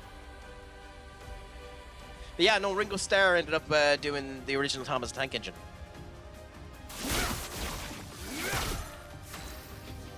I don't think he ended up getting paid for it either.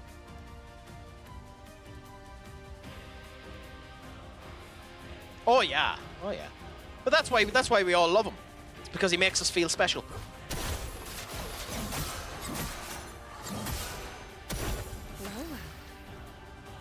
Why he does it is another kettle of fish. I don't know.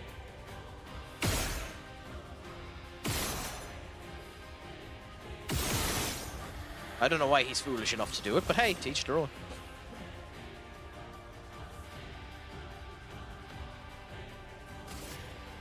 Here's your card. Okay, so now we need to survive the Shiali attack this time.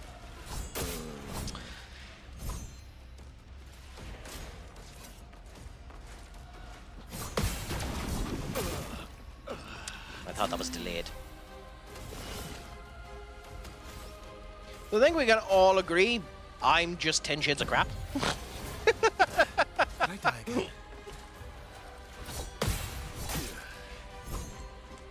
Genuinely, I'm just so shit.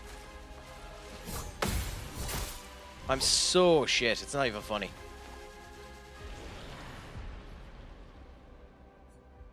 Oh, did it reset?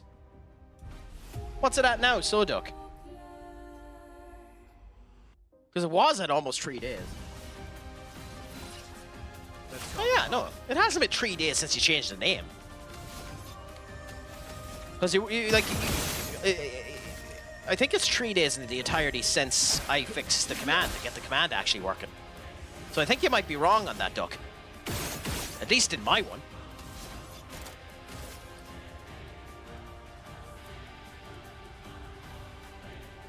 Yeah.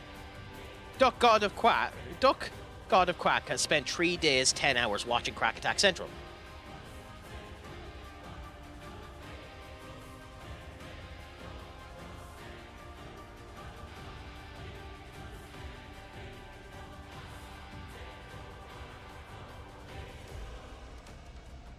Oh yeah, it's more than 3 days because he's been a follower for almost what I think his follow age is almost 7 months. Might be closer to 9, but it's definitely more than 3 days. It's just since I fixed it that it's been like that. Yeah, 8 months. Almost 9. That was close to the first time. It's just yeah, like it's been maybe 2 months since I fixed it. This will hide violence.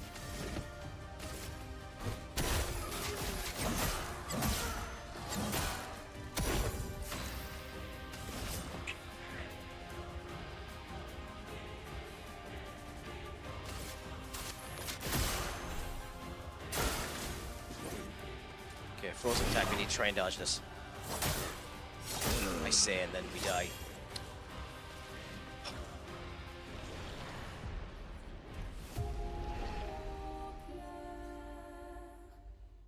Oh, Kicker, you finally checked in! Now, ironically, I still need to fix that up so that it actually does something in the Discord for you. You know, that or change the name. Because it doesn't actually do anything in the Discord. So I probably should either change the name of it or do something in the Discord for it. But,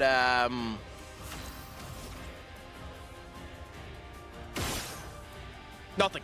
Absolutely nothing. Originally, the idea was that you'd end up getting a custom command, turn around saying thank you for coming in. But I got lazy and then decided not to bother my arse doing that. So, yeah, it does absolutely nothing.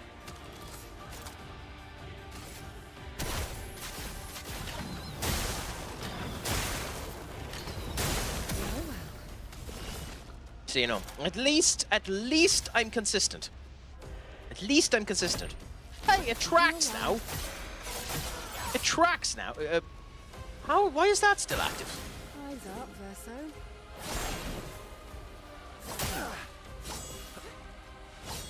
Shit. Okay, I need to return those points to you and set that as unactive. No, I'm returning the points for that. Unfortunately, that's still broken due to the update of... Yeah, it's not active. Why is it active? Okay, channel points, commands, clicks, platforms, Steam app, integration. Where the hell are my channel points? Okay, please just don't select it because I don't have it integrated at the moment, and under the new stream bot, I'm not 100% sure how to take off my channel points. But yeah. Doom, my friend, what's a crack-a-lackin'? How has life been treating you? Has it all been good? Has it all been grand? Has it all been saucy? Is it? Are you enjoying watching Simus fail in Clair Obscur Expedition 33? Is he doing as bad as I have been doing? Because I am atrocious.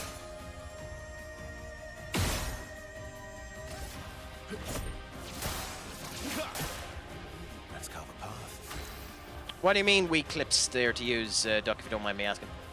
Oh, not too bad. Have you? So, how has the chicken? I'll pardon off. Move to a different discussion in order to not embarrass you for the fact that you've woken up too late. Although I think over there it's probably what 8 o'clock. That's still there. That should work. Yeah. Sacked in the morning and all that. They still work.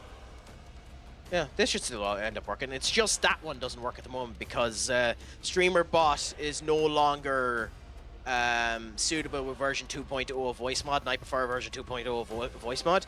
So I'm going to have to upgrade voice mod. But, my friend, how is the chicken coop treating you? How is the chicken coop treating you since you've ended up developing it? Are they treating you kind, Senior Doom? As I forget how to speak. And also fail an action command that's piss easy. Here's your card. It likes you. So, he does that, and then immediately... Nope, okay, dead. Dead, yep. Yay! Crack, you are so good at this game!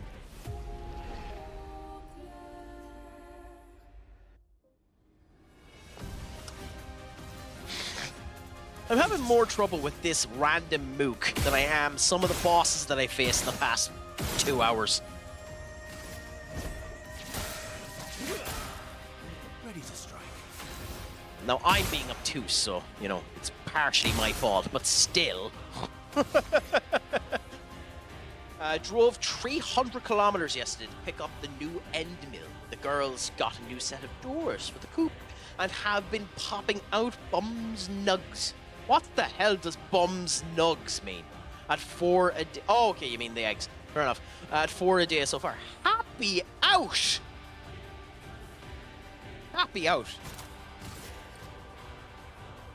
At least things are going well for you, my friend. Yes. Yeah. I was able to put 2 and 2 together. My stupidity ended up working after the fact.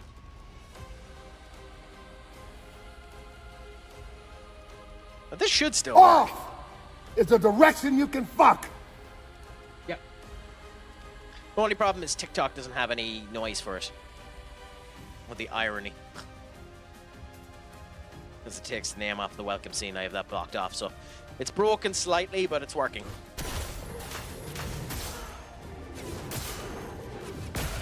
Two and 2 is 6, Crack, probably. For the most part, it is. Would it be anything else? Why would it be anything else? 2 plus 2 is 6. Oh. So basically, Kicker, that ended up making you feel like this.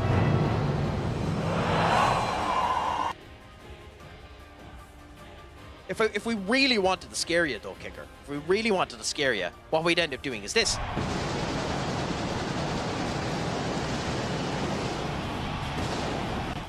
haven't actually checked the sound of that pyro boom. I wonder if that's still too loud. What lovely balls. God, I love Captain Ginyu.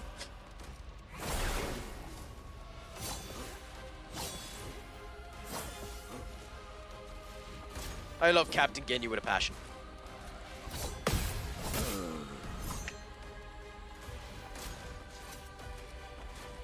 What lovely balls. Team 4-star legitimately came up with some unbelievable clips when they ended up doing that. Ah, I see. You had a bit of the ganja. Had a bit of the ganja. I understand completely. You protect in the good old times.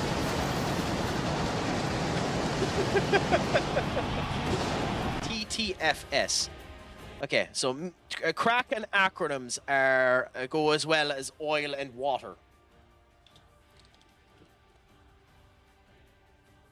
Time to first sale. I doubt that's what it means. Mission failed.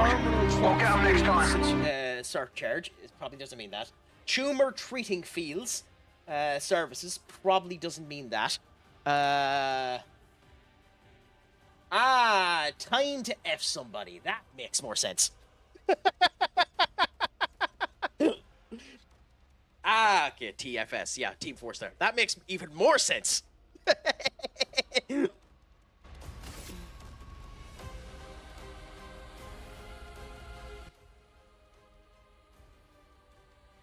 I mean, other than the fact that they're kind of tits is the other problem about it. Like, I like Team 4-star, but Lanny Bator posted up on TikTok, or not on TikTok, on Twitch, or not on Twitch, on Twitter, fucking names, on Twitter, that the, we're not talking about this again, we just talked about it earlier on the stream, but the Raya Jackson situation. The Raya Jackson situation was a showcase of toxic masculinity. Sorry, Lanny. Kiss the right end of me left arse cheek. That's not toxic masculinity. That's a dipshit who needed to be parented right. I also hate that word with a passion, toxic masculinity, because it means absolutely nothing. Anyway, never mind that. That's a conversation for a different day. And a crack that isn't quite so angry. Cantankerous.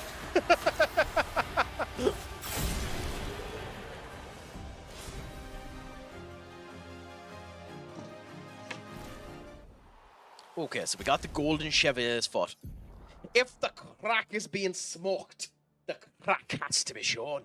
Two brothers, I agree indeed, and I shall let you smoke off of my brilliance any day you want to. It is a pleasure to have you. Thank you so much for coming in to the YouTube. What's a crack-a-lackin' with you, my friend?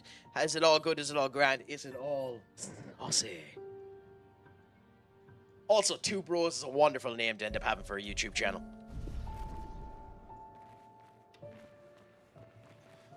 Finally, after 4 attempts, we've beaten that boss. Well, mook.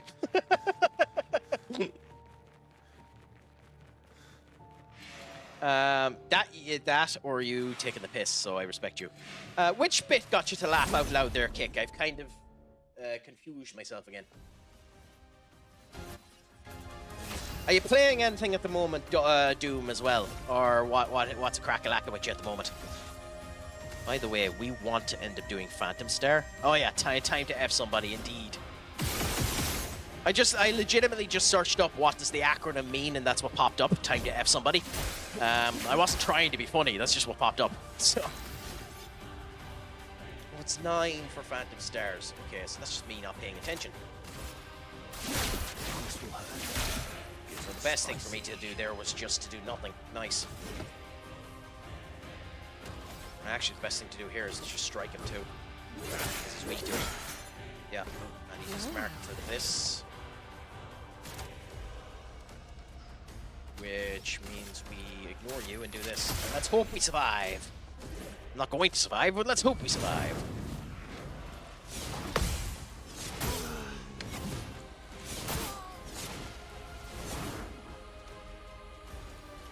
You know, I divined intervented that one into myself. That's on me. Yeah, that's on me. That's my fault. You know. I almost divined intervention that to come and to screw me.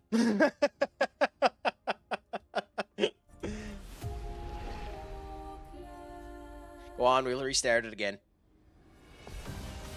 My best bet. I'm going to check and see if this is the best bet. This might be the wrong move, but we're going to attack him and get ourselves up to 9. And then do the light attack. Consider the weak to light. And see what ends up happening. Thanks, Skull, for the follow on Kick. A pleasure to end up having you. Although you've added 2 extra numbers to your name on Kick, so that's an interesting kettle of fish.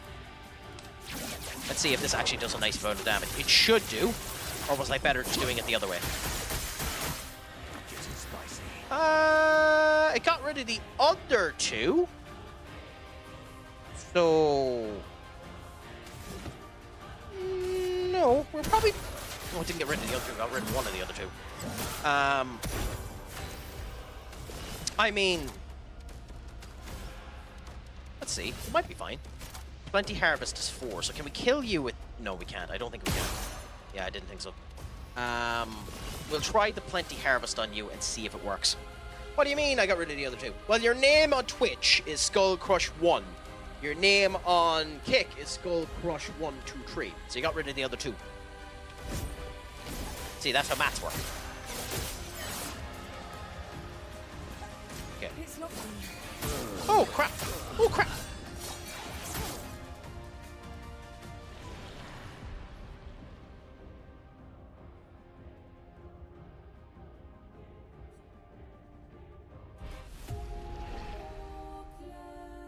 That didn't happen. This is my first time trying this fight. That didn't happen. I refuse to accept that anything happened there.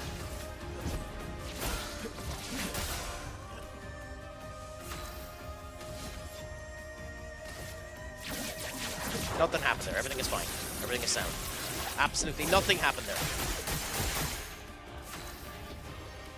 It also didn't do near as much damage as it did the last time. Fucking duck and a half basket.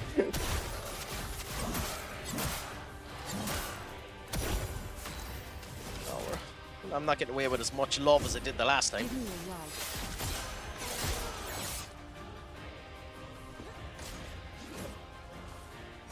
Frozen attack, so immediately that.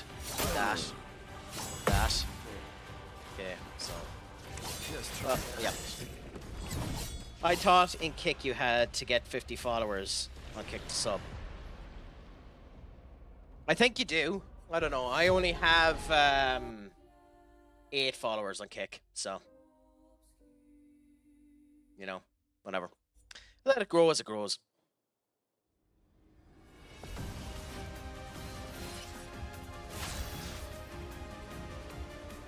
Oh, okay.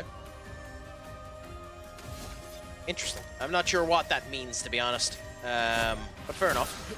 But whatever floats its boat.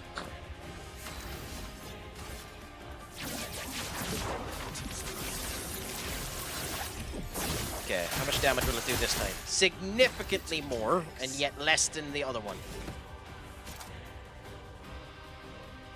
I wish I could do the Porter Crash, to be honest. We'll do the Skeleton Harpoon, because at least there's a chance of my kill.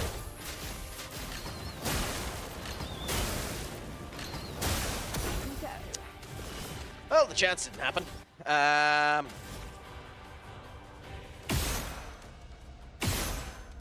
Really? Fucking really?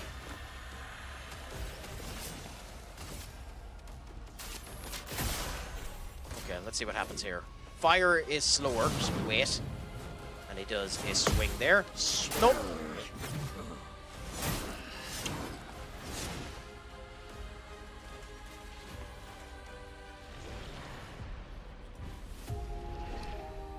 Oh, goddamn crack. I spent 30 minutes on these 2 enemies because I'm a tit. Nope.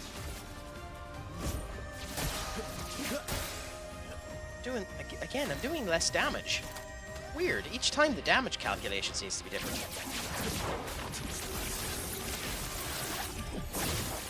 I know you're happy, Duck. Yeah, it's bizarre. The damage calculation is all over the spot. It's really bizarre. I mean, it doesn't matter at the end of the day, but it's just really, really interesting and bizarre.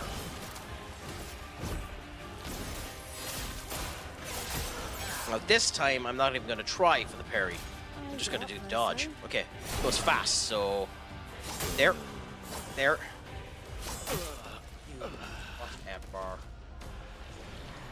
Fine, I'll send in the reserve team. I shan't be arsed. I shan't be arsed.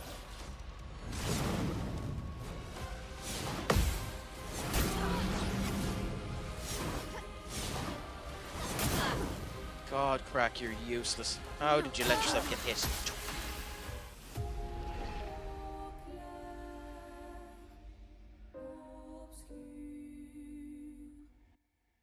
Shut up. Shut up.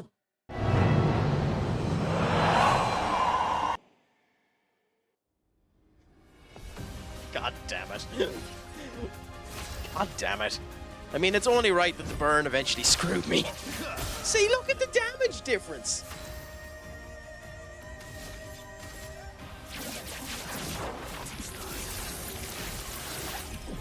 See how much it does this thing. Whatever, game. I also done the wrong attack, but whatever.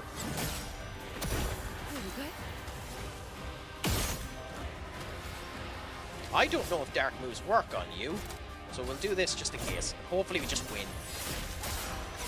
Yeah, okay. I don't know. Whatever.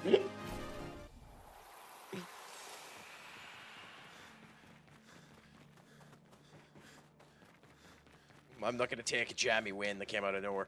And I'm not gonna belie a gift horse in the mouth.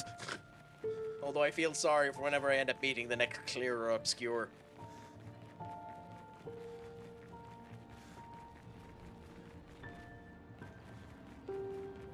Oh, there's the Eiffel Tower.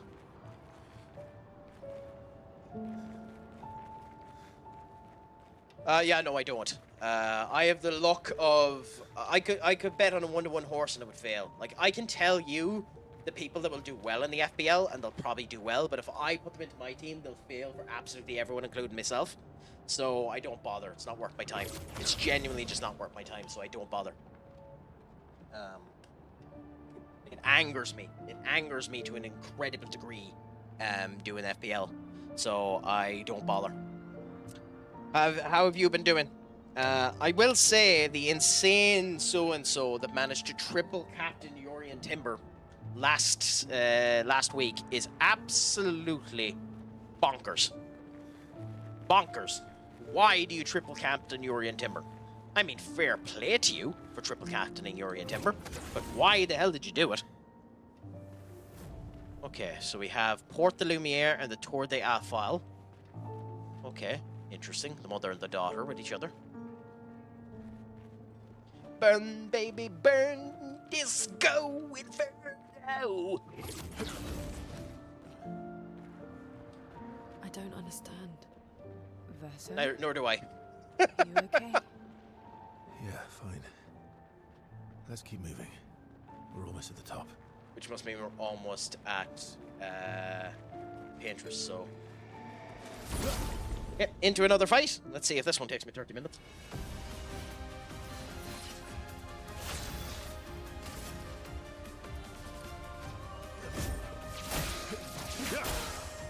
Let's carve a path. Let's hope not. Second in the league, 4 points behind top. I just hope I week 38 on top. Yeah. I mean, it's more about the fun than the money, but it's nice to get it. Fun begins. That done nothing. Oh.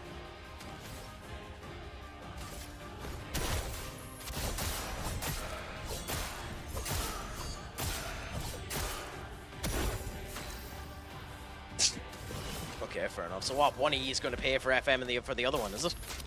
Or what's the deal there? Frozen attack. Okay. So fast. Can't dodge for crap, can I? Oh well. Chain attacks and I shite. God. Oh, come on.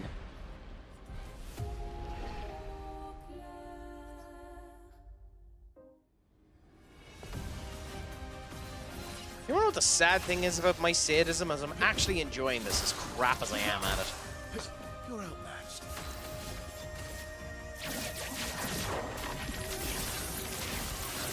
Okay, boom.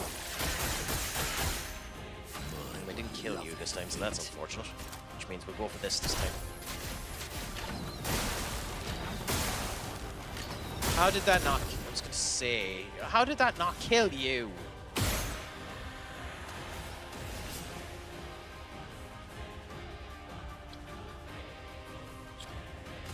Well, you're weak to dark damage, so... Screw it. No, wrong. Okay, good. We're also not weak to dark damage. Bonkers. Oh, Okay, frozen attack, so that's the quick one. Nope.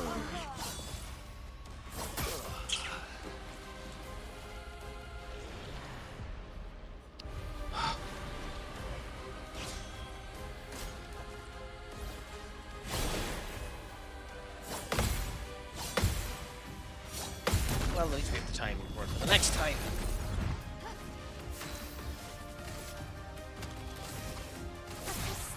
Just kill it. How did...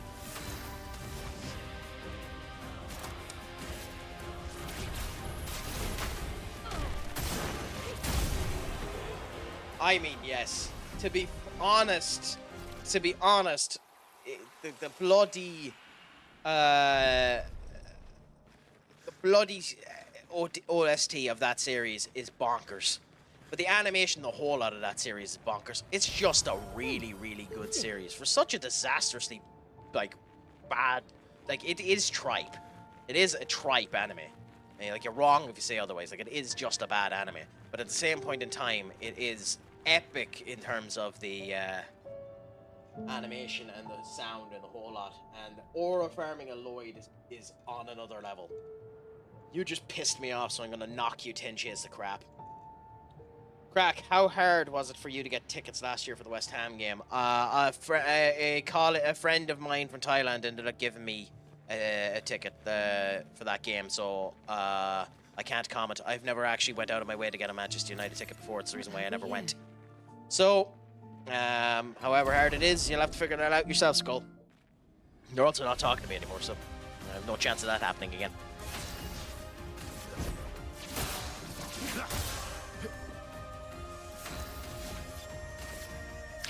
The joys of when time passes and things no longer stay the same. Are these weak to fight? Yes, good.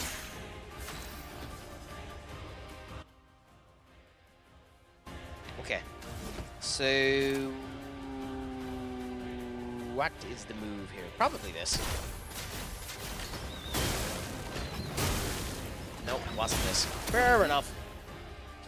God, your emote play is awesome. The danger dance looks epic. You're just going bonkers on the emotes there. Twitch will think I'm after getting a chat box, duck. Yeah, prepare the fire attack. The fire attack is a slow one, so... there. Nope. Shite. Genuinely, I'm shite. Okay, frozen one is the fast one, so changes up and... I had the timing of the frozen one, and I lost the timing of the frozen one. Fun.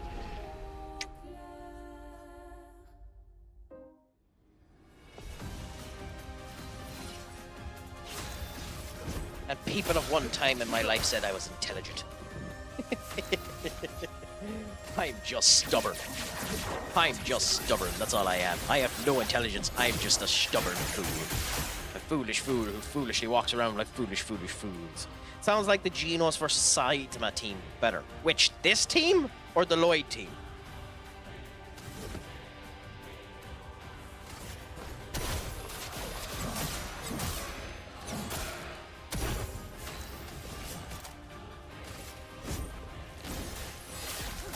It's been so long since I've heard that team, the Genos Saitama one, I don't remember it. Frozen attack is fast, so...